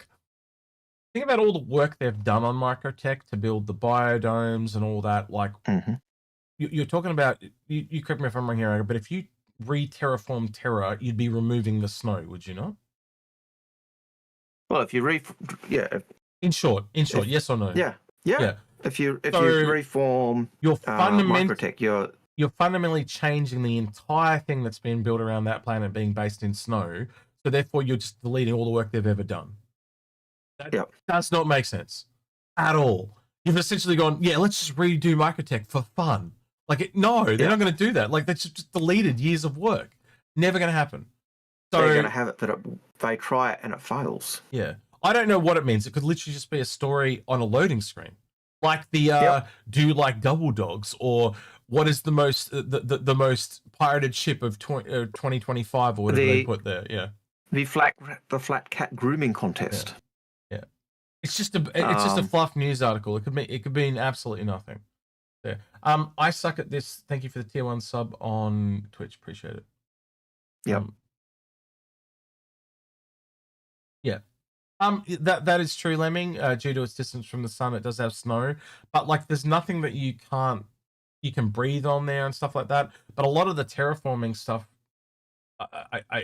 again, maybe they're reworking Microtech. Maybe, I don't know, but I don't see them basically removing the snow. I can't see them. I don't think Microtech wants them to remove the snow. Why did Microtech buy the planet in the first place? Yeah. Because the terraforming failed and it was great for their servers because it's so cold. I wouldn't take anything on that loading screen as concrete because, again, a lot of it is fluff pieces. Like, but again, if you read some of the other news articles, does that mean we're all getting double dogs? Like there was some really weird things on there. Half of it was fluff. So it's just little story bites. I think, Algared, you're the lore guy. You tell me. It's stuff to fill out the lore. It's stuff to make the world feel real, that things are happening and changing and so that's all I see it as. Yeah, I'm with you. I think they're just little story tidbits, and I think if you're trying to look into something that's there, that's hope or hopium. That is not not concrete. Yeah. I think eventually all planets will get updates to tech and stuff, though. We obviously know ArcCorp needs a massive overhaul. And I could clearly see them reworking Microtech. Yep. But I don't think they'll remove the snow or anything like that. Yeah. They could see them. Oh yes, we've tried this thing, and now we've got a small green belt, or so it's richer or more fertile. But I can't see them redoing the whole planet because it's like. They did say they were working on another planet. Style? The first planet with V5 tech in one of the monthly reports recently, and I have to assume that that's the one in Castra, or one of the ones in Castra. And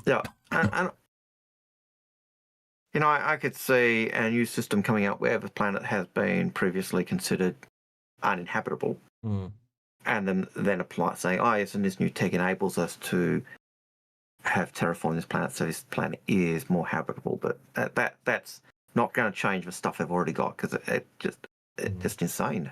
It doesn't make sense. Well, for example, I'd love to actually have it so it's snow that you can actually walk through. So like one day you're there and it's like it's not that cold, and then the next day you come back and all this snow's built up. But I don't think we'll ever kind of see that, because what does that actually give you? And then all of a sudden you're doing it on a planetary scale. Like, that's a lot of shit to keep track of. Yeah, and I could see it being something they bring in and it stuffs up the weather system, so the storms become worse. It'd be kind of okay if it was seen in different ways, because, like, you know, every time you come back, the snow's just rebuilt itself. But you could essentially tread on the snow and leave footprints, but then over time, it just goes back to normal, because it's like the snow's filling up the thing. So they could fake it and do it that way. But again, much like what we were talking about, a priority, you've got to look at, like, any tech that you bring in, what do you gain from it? Yeah, and like it's a nice to have, but what does it really add? Like, there's no gameplay in there, like, unless you're like literally like playing Batman detective and hiding bodies under the snow, or you know, hiding things under it, and then it becomes like a detective treasure map type of hidden thing. But like, what's going to be easier to find or more realistic? Are you going to hide it under snow, or are you going to put like in a bunker down? Or you just toss it down a cave. Yeah, exactly. Yeah, it is that type of approach, isn't it? What do they get? What do they get out of it? Yeah. Is it, and like you said, is it nice to have? Yeah, absolutely nice to have. But then, if you add it and you add that stuff in, that's going to slow down the processing, because it's adding program and other stuff. So again, what are you getting? What does the benefit of this really nice looking thing? How does it weigh up against everything else? Too many individual entities to track, and it'd almost have to be player side only. So the footprints I see would not be the same as the footprints you see, and stuff like that. And that all creates a whole myriad of other issues, especially if you're talking about like waist high snow. So yeah, I just can't see him. I think Stickman ZG in Twitch has clearly been listening to Old Man Hurston, because Old Man Hurston's theory is that that's what's happening to all the dead bodies. They just get gathered up and turned into med goo. Yeah, obviously, because it's very, very. And dead bodies under snow is. I'm just was trying to think of something underneath the snow, but yeah, obviously snow will melt eventually, and you'll see the bodies. But you get my point, right? Like, it's about temporary hiding things, because you could, if I changed it from snow to water, you could do the same thing on the water planets. Like, does the water level come up? And then you could add that on sewers as well. Does the water level come up? And that actually works a lot better if you think about it, because if it's water, you'd have to have like a pump that kind of turns it on and turns it off. And it would be it literally would be temporary, and it would also be contained within a container. So like, imagine if it's like a swimming pool, it's essentially just a plane going up and down. But where it's snow is, you can craft snow, like you can turn it into a dome, or you can make it convex. Water doesn't do that. It kind of sits flat in a bigger area. I'm talking about, but you get my point, right? Like, there's a lot more tech required for snow than there is, unless you want to do waves. Obviously, like, you can fake water better than you can fake snow. Patch 44 does make the comment. They say, Execute, you seem to have thought about the hiding bodies. That's what I read. That's what I read. Way too much. Yeah, that's what I read as I said that comment. Yeah. Just before that though, 90s says CIG disabled planet rotation due to quantum travel trouble, right? Question mark. I think the plan is to still bring the that in back. But I think it's just a necessity in a priority order. Like, it's not needed for Squadron. It's not really needed to make the game function. It's just think about one of those really nice things, isn't it? Think about once they start moving, the complexities that adds. Wouldn't you want to get it all working and go, all right, now turn on the spinning? Like, that's kind of where my brain goes, because you're just adding all this in unnecessary complexity. And even the planets rotating around their, moving, doing their cycle around the sun, not just their daily movement. So yeah, all of those things are nice things to have, but they're not essential for the game to be working and be fun. It's just really nice to have. Not to mention the math. Yeah. This is going to be some pretty hardcore math in there to pull that off. I don't know if you remember way back when the first planets were in. Mm. You could actually go to the moons and you could actually get into a geosynchronous orbit around the planet. So you got in the right position and you could have your ship turn off the engine and you would keep going around the planet. Stay at the same altitude because you'd got yourself into orbit. But you can't do that anymore. But it'd be nice to have that come back as well. It's like the way my brain kind of goes to it is I'd almost fake it in a way. Like if you're going to have that dynamic server meshing, you like it's not actually spinning. It's just like almost like a skybox. They could actually fake the rotation stuff, and I think that might be where they're going. And then because if they've got a server for space and a server for the planets, you're essentially you would simulate it, is what I'm trying to say. So I think they might be going that way. We'll have to wait and see how they do it. I'm sure they'll talk about it when they do it, if and when they do it. But I do think they're when you've gone this far into a simulation, why wouldn't you just take that last step to really tip it over the edge of everything else? And the only thing that I can think of as why they don't do it at the moment is just because it's not a priority. Yeah, absolutely. So yeah. Right. Ash says, have you guys heard anything about the RSI Pegasus class escort carrier announced in 2014? The last I heard, I think, was from Paul, and he basically said that it's being cut because it originally was one of the battle cruisers for Squadron, and therefore they found out that it wasn't needed anymore, and they essentially modified it and changed it. And that would track because there's a lot of ships that are like that, like the Gladiator got turned in, like they made the Retaliator instead, and stuff like that. So there's a few ships that have been replaced.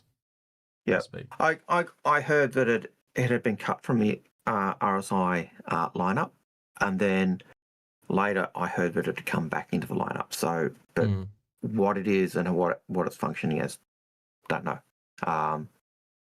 But yeah, it's one of those conundrums. It's part of game development. You and I kind of, I don't know, you correct me if I'm wrong here, but we always kind of saw it as the potential battle cruiser, didn't we, as well? So, yeah, I really think the last thing that they said about that battle cruiser at concept, I think that was a really miscommunication. Because again, they always said the Javelin would be the biggest player ship you could buy. So how they ended up covering that, you know, we've talked about it, like it could be a schematic that you can buy. But realistically, I don't think they'll ever sell it as a ship. I think we can agree that because it'll just piss off everyone that brought a Javelin. And let's be honest, the people that brought Javelins would be literally the same target audience. So again, yeah, you might make a lot of money, but one of the things that we've talked about too, especially more recently with the bundling and stuff like that, is people buy them, but do they walk away happy, or do they walk away feeling ripped off, or you know, or they were charged way more than what they wanted to spend and stuff like that? You do not get that goodwill back, and you cannot collect data on goodwill. You can collect money, you can collect data on how much money you made, but you can't collect any money on how someone felt. Like again, I was just going to put a service and go, hey, were you happy with this bundle that you purchased? Which is also the fact that they purchased it is biased as well. So they're more likely to say yes when they purchased it. But yeah. I in terms of a concept, I kind of see the Pegasus carrier. That was a concept. They released that concept and introducing the Pegasus carrier. And I think they're probably very thankful that they didn't sell it. Because if it sold it, they'd have to be committed to producing it. Yeah, there's a few ships like that now, isn't there? You know, like I go back on the things like the Hoplite. You know, I don't think they ever would have made that now. Maybe even the Steel. I think there's a few ships. You look at it. The initial. That's a question to Ben and John that I'd like to see someone ask. If you could cut ships from the game now, which ones would you cut? Because I look at the Javelin. Javelin came out. The Redeemer was supposed to be the trip ship, but was with the Jav. Yep. It was after that they had trouble with the Redeemer, and then we get the Hoplite. Hoplite comes out, it's sold, then... I think the Hoplite was just available and ready. That's why they used it in the promos for the Javelin. I still think the Redeemer will completely fit in the Javelin. I don't think it'll be a problem. Oh, look, I don't, but that's not the point. I think they were having problems with the Redeemer for Squadron. They needed a troop ship for Squadron. They created the Hoplite because it worked. But then since then they've moved beyond. I think they've moved beyond that. But I don't think it's a ship. But it was made for necessity, not because they necessarily wanted it, and they've been able to move past it since then. That's my thought. I could be wrong. But yeah. 90s question says, the Perseus was the first sold with Concierge Thundercloud paint. Same for the Paladin Shadowfall paint. Will Sergi sell these paints again on the ship release? You are SOL. You are shit out of luck. There is a lot of paints that have been sold like that when a ship is first sold at Warbond. It's kind of like how you get LTI with a ship when it's first sold. If you happen to pick up that skin at that time, then you get that skin. Now, that said, I do think eventually you'll be able to earn them in game, behind some kind of ref grind wall or something akin to that. But at release, the only way to get them is to buy them off someone else, like a grey market person or a friend or something like that. That'll be the only way. But yeah, that's again why I try to put a lot of skins into my buyback when they come out like that, because especially the two that you mentioned, like I started doing it after the Perseus because I only brought one Perseus paint, and then I realized I was like, shit, if I brought a bunch of these, I could have made money, I could have sold them off, I could give them to friends, I could do whatever I want. So you know, and there are some pretty rare ones now, like the one I think back to Algared that would be really rare now. Remember the ones for the Vulcan? The two manufacturer ones? They were like, I think they were like $8 or something, and they would be rare as hell now. You know, the rarest of the rare. And I think they were the first ones they ever did it with. That's why I'm saying they're probably the rarest. But my view for people who are worried about will I be able to get the skin is and it's probably because I'm not a skin guy. I'd ditch all the skins if I could. I don't really care about the skins. I don't need every skin. And I'm the complete opposite. And he's the complete opposite, right? But my view would be, just as Execute just said, eventually every skin in game will most likely be available in game. Every skin that's been produced will be available in game. You'll be able to get them. It'll just take time. So don't stress if you haven't got them. You will eventually be able to get them. Yeah. So who was it that said... someone said it. I was just reading it before. They said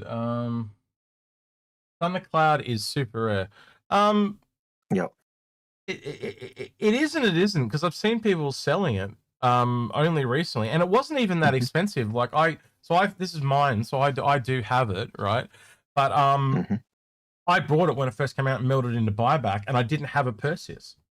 Then I picked up a Perseus, so I went and brought this back out of buyback. But and that's the other thing, is once you put them into buyback, they're always there to buy. So even like 3 years after a ship comes out, if I decide to go pick up X ship, as long as I've got the skin, I can go buy it back at buyback, because remember, that skin's never going to be offered again, so the price is never going to change. So yeah, but you know, and since then, I don't know. Let's just check the what was it, Shadowfall for the other one. I'd have to check so that's that one. But if I go into buyback, I'm pretty sure I picked up more for this. But I don't have the search function. Yeah, this one's going to take a long time to do. But anyway, Algared, what you want to say? Yep, I was going to say, first time chat on Twitch, Buckshot Gaming. They say, I don't mind patch bundles.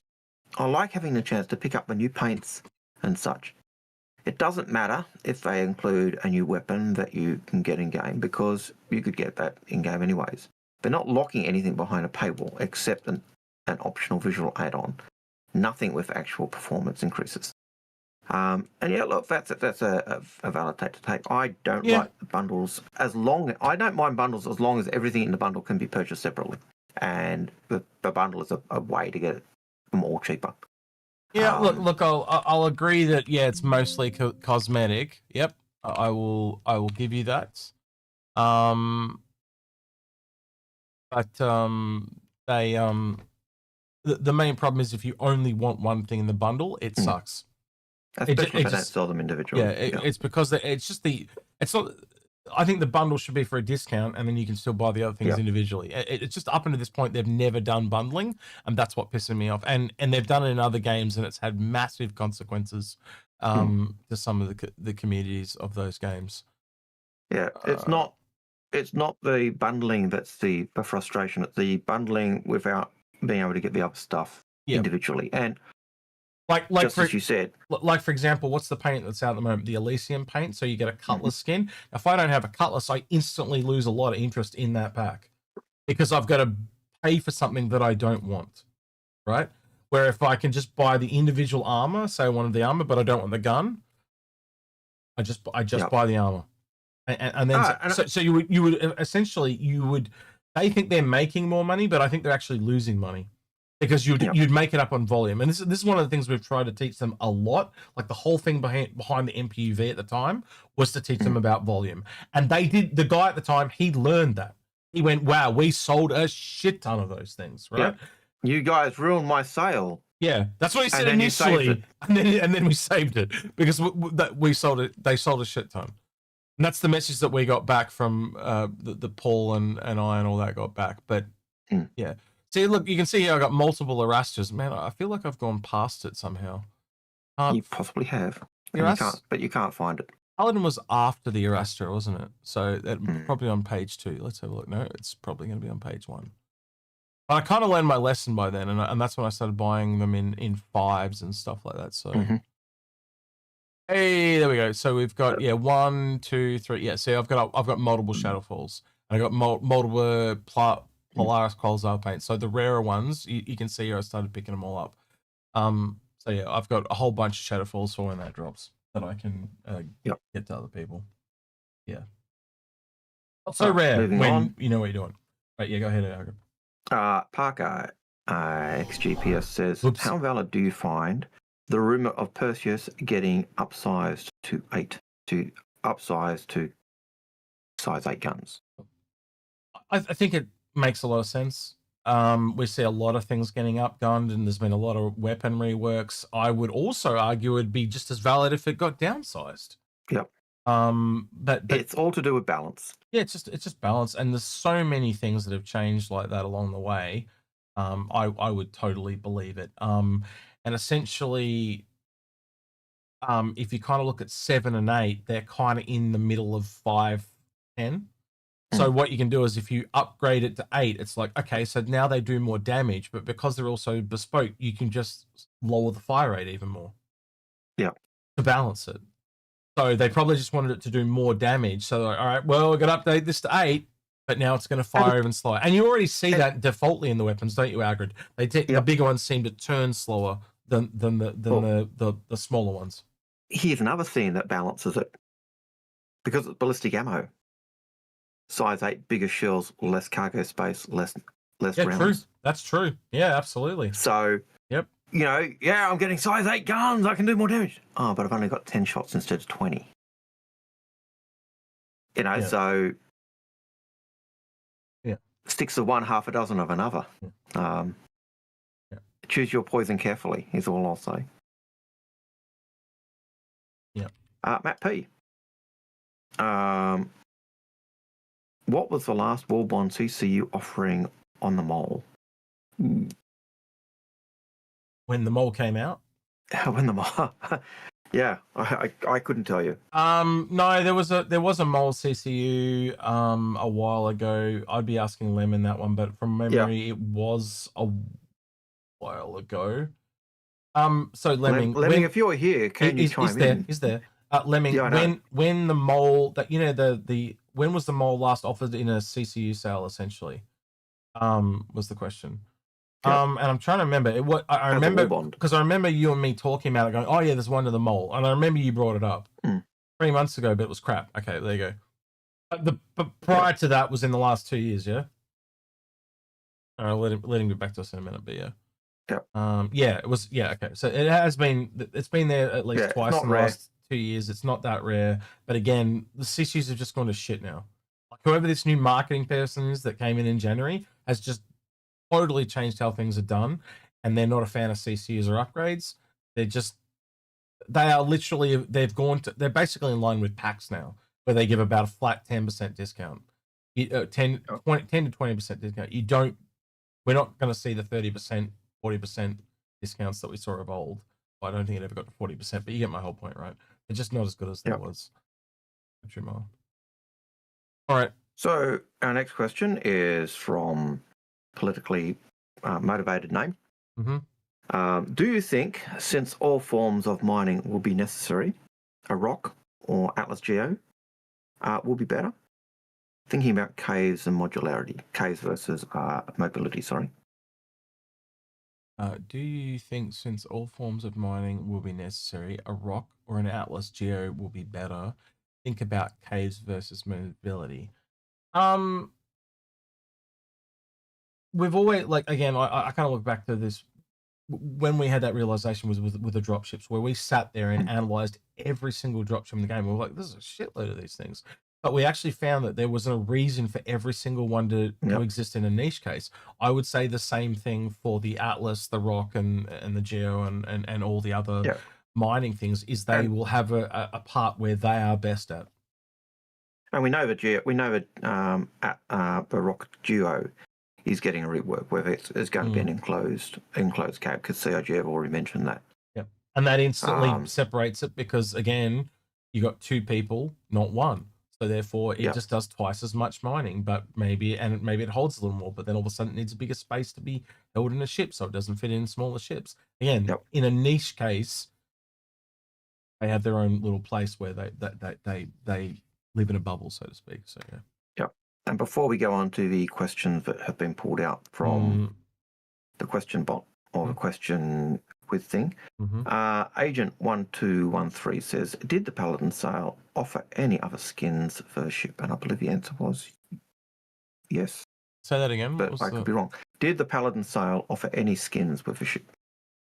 Just the Shadowfall, which was the ones I was showing before. Yeah. But I think you would agree, Algared, when those ships drop, whether it's Syncon or AoE, they'll come with more skins. Yeah, there'll be more skins, and the Shadowfall skin, depending on how rare it is, will maybe come or not come. But even if it doesn't come, you're going to be able to find it in game. They've always come when the ship comes, because that's how they're sold.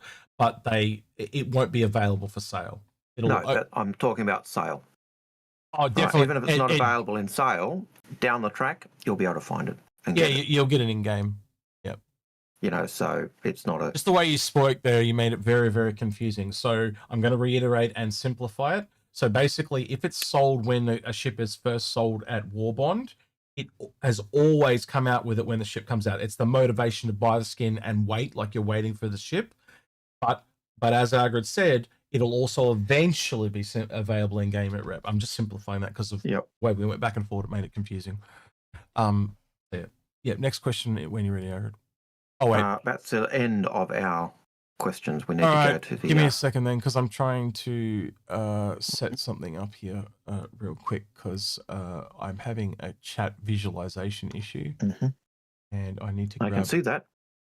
Need to grab it from this doc. So I can see what I'm doing. And I was trying to do two things at once, and I failed.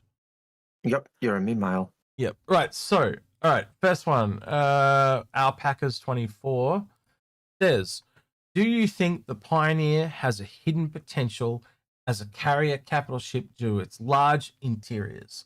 Or do you think it would just be another useless ship? So basically, if it's not a carrier, it's useless. Well, there you go. Well, I'm going to go, since there are only two options you've given me, it's a useless ship. No, I think it's a base builder. I don't think it's designed to be a carrier. I think our carriers are pretty much the Liberator, the Ironclad, and the Ironclad Assault, and the Kraken. Are our carriers. I go back to Ben's reaction to finding out that an org had, every person in the org had a Pioneer, and he was like, why? It was one of those things that blew his mind, because he was of the opinion that you'd only need one per org. So yeah, it's just a base builder. Mm. It's a Ryback. Yep. I can't really read it because it's so small, but I can Hey, just. Graham. Oh, yeah, sorry. Have a name.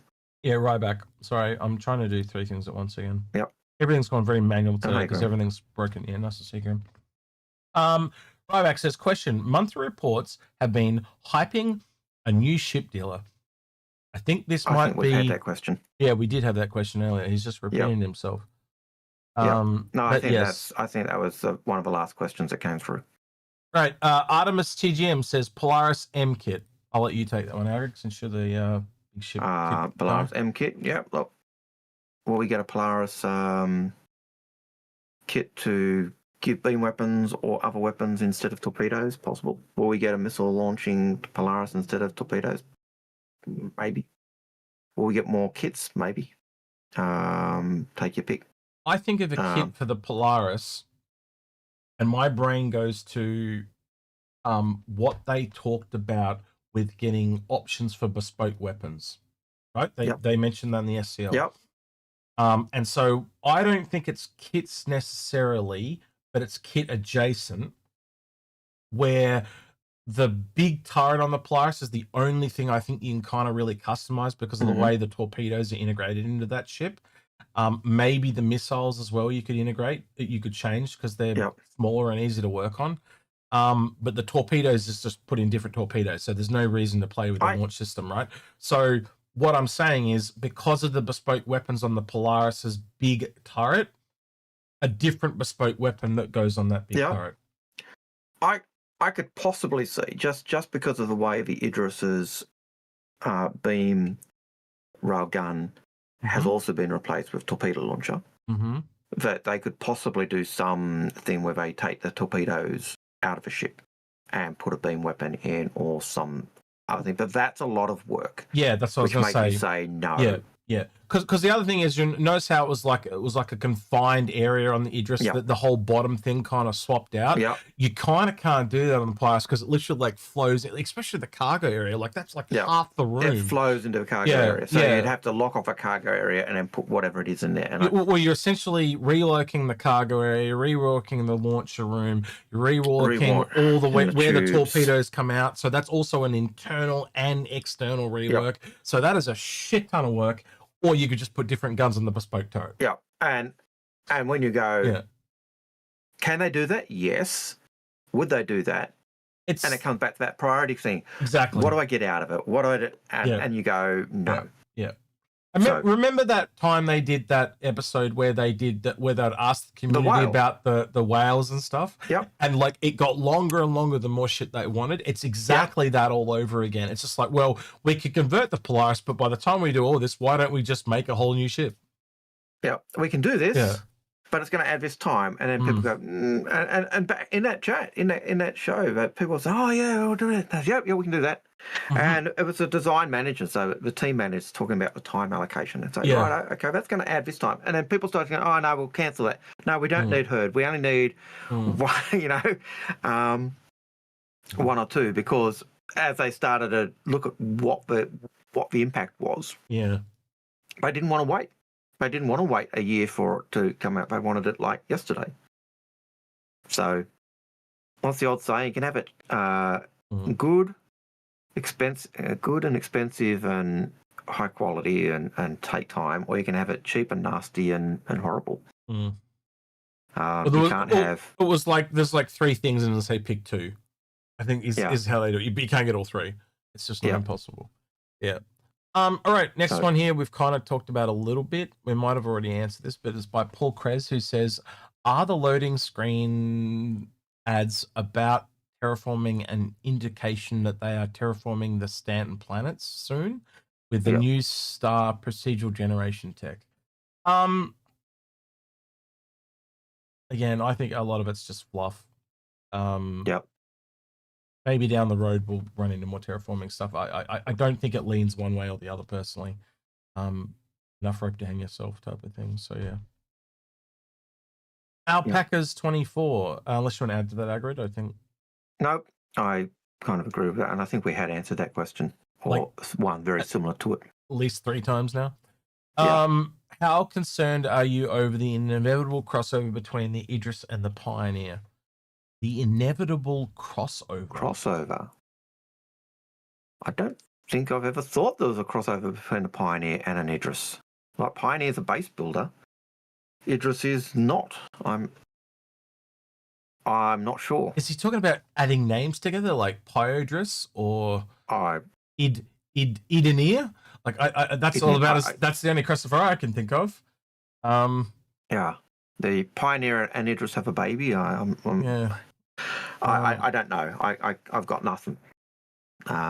It's like he really wants this carrier thing to be a thing. It's the same person that asked the question before.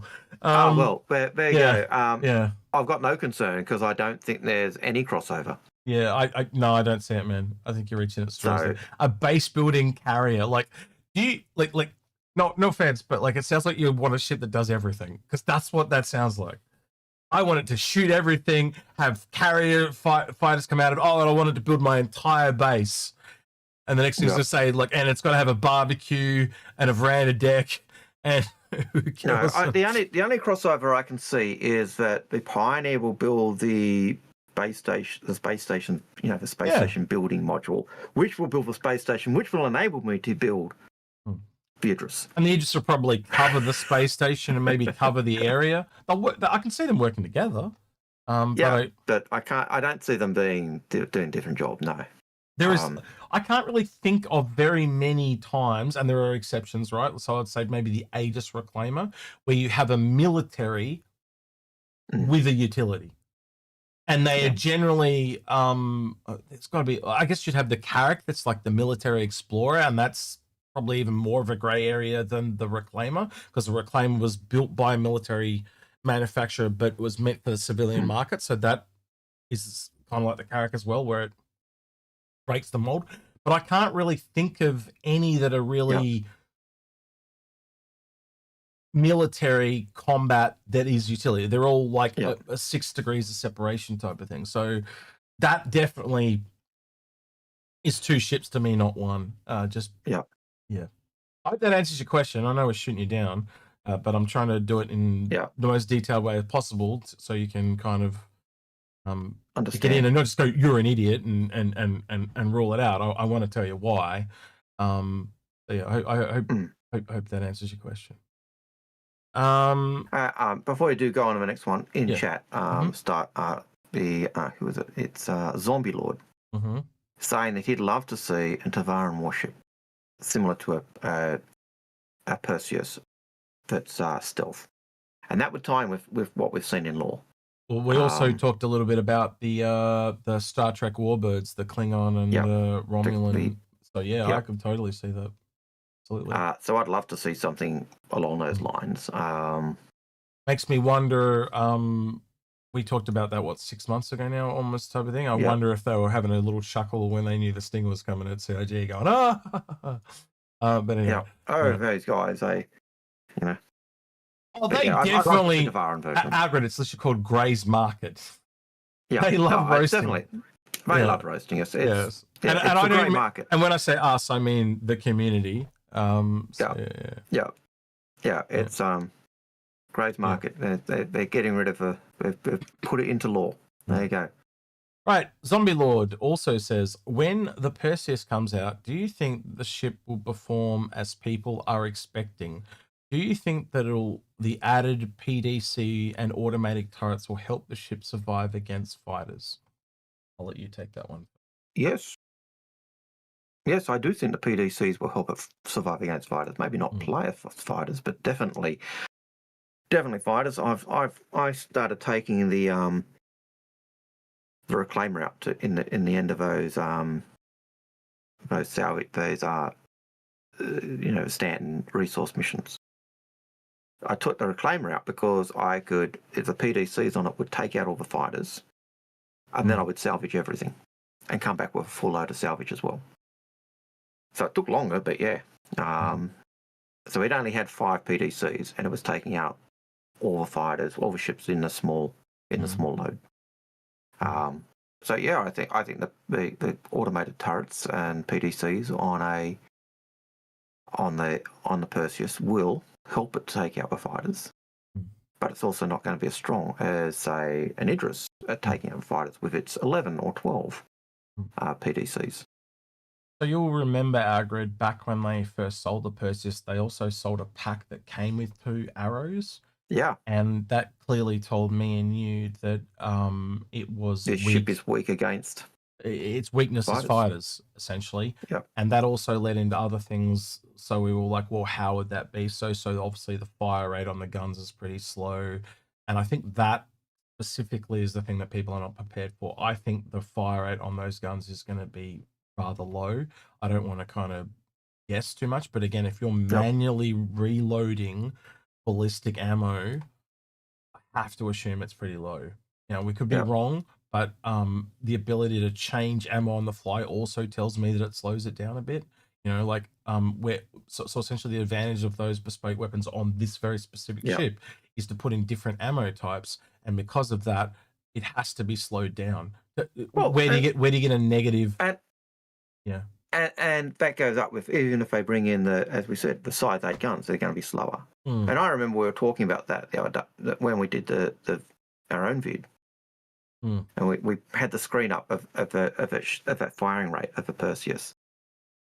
And the question was, imagine how much slower it's going to be if it's size 8s. Because it did feel fairly slow. I think it like, again, being size 8s, you would have to agree that is punching in the upper 50%, right? You'd agree with that, right? So that means it's essentially targeted at ships its own size, or I'd say maybe a Connie and up. So let's say we'll say S4, S5, S6, right? So the top 50%, right? So that would mean that, again, based on the way they've kind of described how guns work, that clearly means they're not very good against fighters, because fighters have speed, right? And obviously you can counter that a little bit with certain ammo types like flak, but again, do you really can see yourself constantly changing between flak and other ammo? You've got to fire off like 10 shots or whatever to change the ammo. Or are you going to have one turret's got flak and one turret's got that, and then the fighter just avoids the bottom turret because it's got flak and goes for the top one, or vice versa?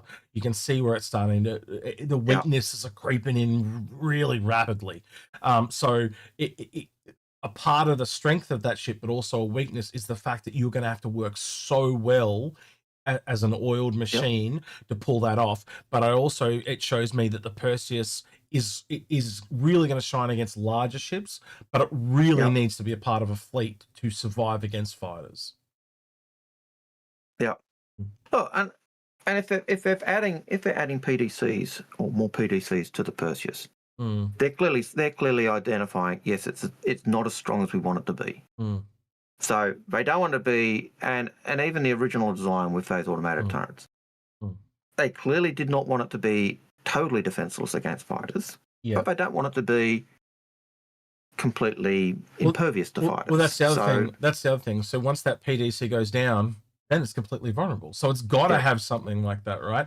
And I think you like if you've got a whole heap of fighters in your Perseus, you're going to be trying to keep those PDCs alive as long as possible. It's not like you can just stop out and do an oil change and get the PDCs back up, right? So you're going to be kind of like maneuvering, trying to protect them as much as possible, which makes firing the turrets ridiculously hard. So you can see very quickly, no matter how you look at it, that the fighters are going to be a massive problem. And I guarantee you the fighters are not going to want to get shot. So they're actively going to be trying to take out the PDCs at the start. And I think you'll also agree the fact that they're like double PDCs, like they look like they had two. I gotta get the image, I can bring it up in a minute, but it had 2 PDCs on it. So if it's got 2 on top and 2 on bottom, essentially that's 4 PDCs, right? But again, the weakness by putting both of them together, you see how that balances all of a sudden? Instead of having 4 independent PDCs, you've got ones that are double the strength, but they're also easier to take down. Easier to knock out. Exactly. Yeah. So they've done that for balancing reasons. Yeah. Now, because it's got 4, and I said the Reclaimer had 5. I've been corrected in chat. It's actually got 7. So it's got roughly half the PDCs the Reclaimer has. Now, the Reclaimer's pretty tough. It's nowhere as near as tough as the Idris with its 11 or 12. Yeah. But it's still tough. It can still take out 4 or 5 ships coming in waves. The PDCs on a Perseus, yes, they will help. They will defend the ship, but it's not meant to be impervious to it. It's supposed to be weak to it. That's what that pack said. So it's kind of this yin and yang. Zed Jara, first time chatter on Twitch, has a really good idea. He said, I think we are going to have new type of PDC with flax. That makes a lot of sense to me. That makes a hell of a lot of sense, because essentially then you've got one. Well, it doesn't need other PDCs. It just needs to kill fighters. So that makes a lot of sense to me. It makes a hell of a lot of sense. If you're going to bring in ammo types, why wouldn't you kind of bring them a little bit to the PDCs? I think that makes a lot of sense. Yep, I agree. And sorry, I've got a sneeze. It's right on the cusp. But the other thing I could see is even being able to, set a priority: missiles, torpedoes, missiles, fighters, or fighters, torpedoes, missiles as a priority to what do you want to take out first. And but that's something else for down the track. I don't think it'll be the last of different PDCs we'll see either. Like I can see need for lots of different ammo types like distortion and stuff like that. It really allows you that player choice. And again, instead of just having we've got ships that are like almost essentially covered in these things. Why wouldn't you want multiple varieties across it? So you can a variety of PDCs, a variety of situations. If we've got beam, weapons that are beam, ballistic, etc. And we've got turrets on our ships that are doing that. Why wouldn't your PDCs do something? And we've already got that. We've got the missiles, we've got the pepper box, and we've got the I can't remember the other one, the beam one. Yep. So why not bring in a third or a fourth? Put them in a pack and sell them. Sell a bundle of them. Stop giving them ideas. Not Algared. Naughty boy. Don't do that. No, we don't want that. So, right. We only got a couple of questions left. So, well, that's all right because we've only got about 15 minutes left anyway. Yep. Select question. Parker says maybe a repeat, or you want to save a video question. How valid do you find the rumor of a Perseus getting upsized to 8? Well, we kind of just answered. Oh, we already done that. So we'll just close that one. So it was a repeat, but that was Yep. I think some of these are because we didn't know when the bot went down exactly. Well, so I think other people. Well, we did, but I think other people think of the same question as well. That happens too. Babble Boom says if they went planet orbits around their suns, they would end up doing it. That they would have 1 Earth year rotation for some reason because that just type of game they make. No, I think the other thing is you got to realize because they are orbital, every one of them would have different things. Like, and the example I'd give is like Interstellar. Like, when they talk about the planet rotations and that, like one of the planets, the one where Matt Damon's character's on, it had 67 hours of day and then 68 hours of night. So it's not just the orbits; it's also the speed they rotate at. We have like the moon, for example, is tidal locked. It doesn't rotate, and it's not the only moon that does that. There are other moons that do that within our own solar system, and then they all look at Pluto. Pluto's on an elliptical orbit, so it's not just about even. And I think Uranus is on a weird one as well. I could be wrong, but again, go look at them. Right, they're not all just on this plane either. Sometimes they're on like insanely like 45-degree angles or whatever. Right, so there's like these really rare times where they will get very close to each other. There is technically a situation where Pluto and Uranus collide, by the way, because they do actually cross each other, right? It might take hundreds of thousands of years because it takes like Pluto, I think it's like 200, and I'm making a number up, it's 200 something years to do one rotation. So eventually there may be a time where Uranus and Pluto collide. Might take billions of years, but it could happen. So you have to just kind of, I don't see them all being 1 year like that. That just seems very flat and boring. But but the other thing to consider when they do the planet orbits, that means the planets will be changing the Lagrange points that they're closest to. that's also going to change how close they are to jump points. Yep. And so there is a significant reason why you want them. So to give a gameplay reason too. Yeah.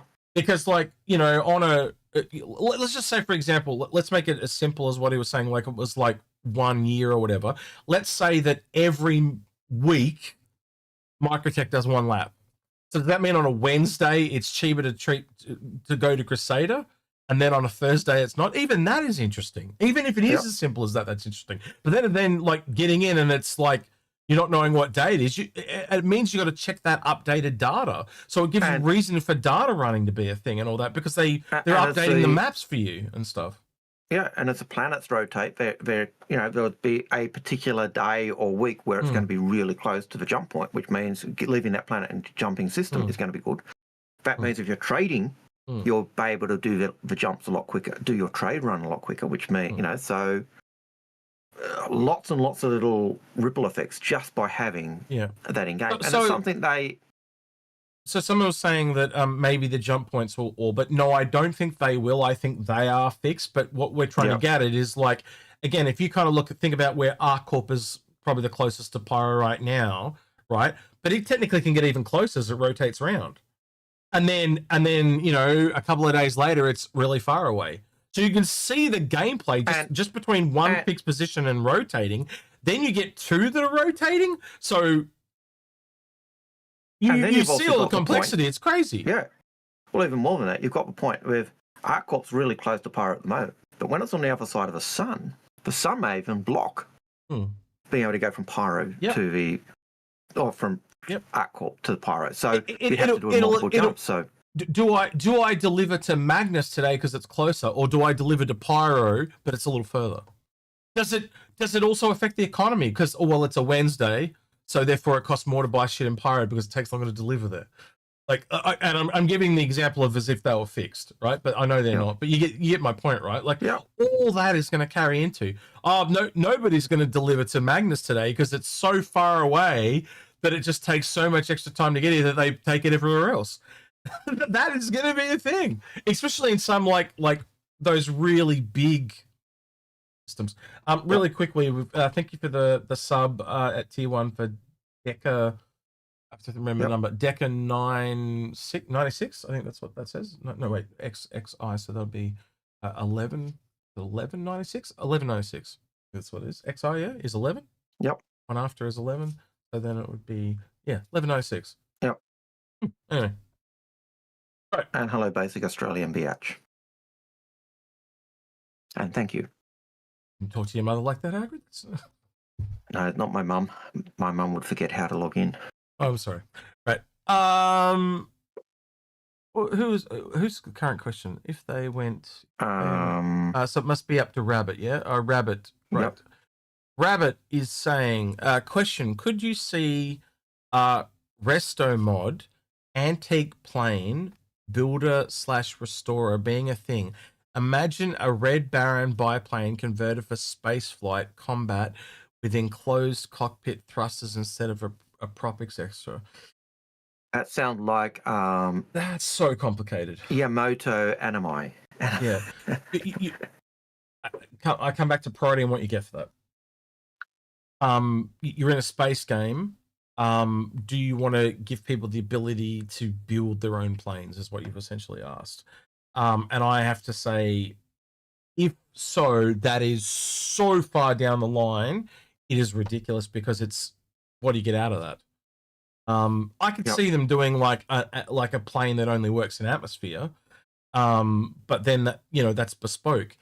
The ability to edit it and restore it and paint it and stuff like that. I could see painting ships as a profession. I absolutely could, because again, that just uses the salvage tech, and instead of like making it transparent, you're just changing the color.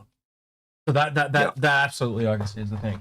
But as in restoring, isn't that just I could understand, because that's repairing and painting, right? So I could understand it to the current ships, but you're talking about making like essentially a World War dog fighter for space, and that is that's a whole ship that just doesn't fly very well, is what you're saying. Yeah. It's a Doctor Who Spitfire flying through the space. It's a Yamamoto. It's a no. Please no. I can see them making those parts individually though, like something that's like World War biplane that only ever kind of flies in space. Oh, sorry, flies in atmosphere. Right? Yep. Or like a glider, like they've kind of talked about gliders and stuff. And then restoring that yourself by taking it from old and restoring it up. I can see that. But that, what you said there specifically, is almost like custom building your own plane. And I could see. I just don't see that. Finding an old Aurora Mark 1 and being able to restore it. Yeah. That type of stuff. Well, you can do that with any ship, because essentially restoring is just a form of repair. Yep. Yeah. So I can see that. All right. Down to the 2 last questions today. So we've got Alpaca 24. This better not be another carrier question, Alpaca. As they are similar in size, how do you think the Pioneer will fare in combat against the Idris? See, he's doing it again. It will die. We will have any capital capability. No, it's a utility ship versus a combat ship. It's not going to have any combat ability at all. Like, it doesn't even look like it's got guns on it, does it, Algared?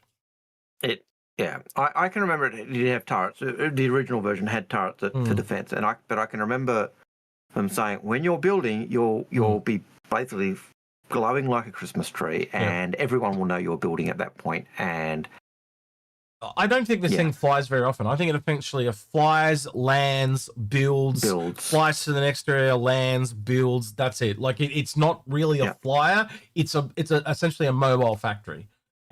Going along with what Algared said about glows like a Christmas tree.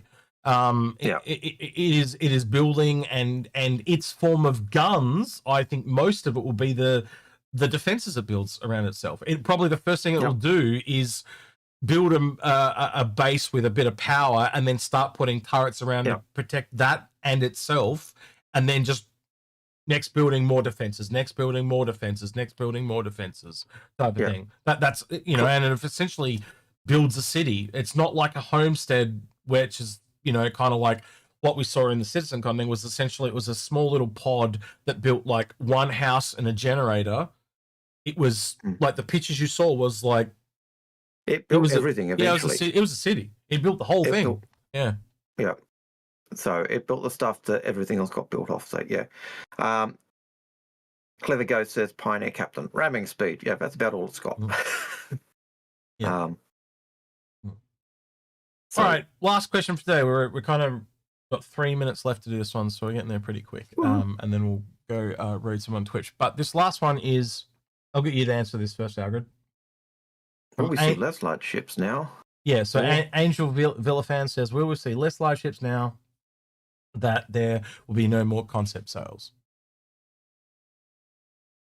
No, we'll see the same number of ships they intended to have. I think it's like filling out the grid, and again, if you have smaller ships, you're gonna have more of them. There'll be just less large ships overall, but they still need those for gameplay purposes. So it'll just be the filling out the grid, as Algared said. Whatever they plan to have, that's what we'll have. I need to do 2 things here. I need to set up for a redirect to Paul on YouTube, and I need to check out. Hey, Nonstop Bops has just started streaming, so we'll raid him on Twitch. Yeah, why not? Raid non-stop bops. Okay. Except I've got to spell it correctly or it won't work. I've done that a couple of times. No. So double checking. Double checking you've got it right. Yep. Let's see how that goes. I think we've got it right. So I'll pull up non-stop bops and play. Right. So he's currently, oh god, I'm hating my button's not working. It's been so annoying. Your question may not have gone through because our bot did break. Yeah, bot died. Sorry. So sorry, Tails, if you had a question we missed. Yeah. So give Bops our love and basically give him a whole bunch of messages about the Vanduul. And if he brings up anything about medium fighters, just tell him you hate him. That'll trigger him. If you want to trigger him, talk about medium fighters. Just say, so why are the medium fighters so crap? Or go the other way and say, why are there so many medium fighters in the game? Just do that, and he'll rage. We will sit here and listen, and you guys do it. So just ask him. Why are there so many useless medium fighters? No. Just say there's only 4 of them in the whole game. at the moment. So just say why there's so many, and you watch him rage. It'd be pretty funny. All right. So we'll love you and leave you. So Twitch say goodbye to YouTube. YouTube say goodbye to Twitch. And there we go. All right, I got to do this in the background as well, Algared, for the redirect. So if you would like to watch, I have to turn the sound on, don't I? Kids nowadays. Hey, it's Inforunners! Let's go, let's go. I'll wrap back around to it, Meltma. Let's go, let's go, let's go, let's go, let's go, let's go, guys. Inforunners are the freaking best. Just raided with 63 cuties. Yes, yes, yes, yes. Let's shout out. And we got an ad. Typical. Timing. Yeah, always. Yeah. Gotta love that. Yep. Whereas I got to set up this redirect before we can go. Hang on. Live. Man, we get some crazy ads in Australia. Customize. Redirects. No. Go over there, get some love for Inforunners. They don't need my help to give them recognition because everyone in the community loves them. But if you've never heard of them, let me have the honor of telling you about Inforunners and how awesome their content is. So go see them. They've got an awesome YouTube channel as well. Right. If you like YouTube content, go check out that YouTube content as well. It's all really good. Yeah. Yeah, answer this question. Not enough medium fighters. Told ya. You son of a bitch. Told ya. Told ya. Where are my mediums? I demand mediums. I demand mediums. He was going on about this yesterday for hours. Not for hours, but for a long time. Anyway, I was trying to get Execute to bite when someone asked the question. Someone asked the question on Inforunners. So Execute was here last night and the night before too. We're having some yaps, and what's wrong with me? Why can't I was feel? having a yap with him and saying that I genuinely think there needs to be more medium fighters because there's only Hornets. If we squish them all into one, there's only Hornets, Sandtok, Saber. and the Hornets, We need more medium fighters. Sandtok, We got lots of Saber. Hornets. We got like 40 There's Hornets. one other one. I'm sick of I looking can't remember what the at other one them. is. Something else cooler. Saber, I Hornet. was saying to him, I need Saber, more Hornet, medium fighters. Sandtok. Saber, And Hornet, so someone said Sandtok. on the question, someone asked the question on Inforunners along the lines of, "What ships do you think we need to fill out?" And Yeah. All right, we'll love him and leave him there. But if you want to have that discussion with Bobs, head over to on his Twitch channel. He's doing that now. As for the people on YouTube, we're going to be rating Paul. He's doing. Oh God, man, I'm terrible. This is why I want my buttons back. I keep clicking on all the wrong ones. Yep. But he's doing some Mech Warrior on there, so we're going to raid Paul over on that one. I will be recording a show with Paul shortly today. And I was going to see if I can get Bops to come along as well. So I'll have to go see if I can suck him in for that in a bit. Right. And then I'll probably do the Apollo's buyer's guide with you tomorrow, Algared, if that's good with you. And we'll get that. There should be. that should be good. They've given us an Apollo to give away, so we'll probably have that. We do have that. To give away as well. And we were going to upgrade it to the one that they haven't. Yeah. done, weren't we? Yep. We've got the. So they gave us a triage to give away, and we're going to upgrade it to the Medivac. So yeah. Just because we can. Yep. All right, with that then, oh God, how am I going to do this? Because I don't have my button. Don't forget to like, subscribe, ring that notification bell, and thank everyone that went the extra mile on Patreon at the end of the video. I did that manually. There's a first. You did. Always appreciated, never demanded, but always gives us that warm fuzzy. So thank you. Okay, so I hope you guys had a good stream today. He's been Algared. He's been Execute, and we're out of here. Take care. See you, citizens.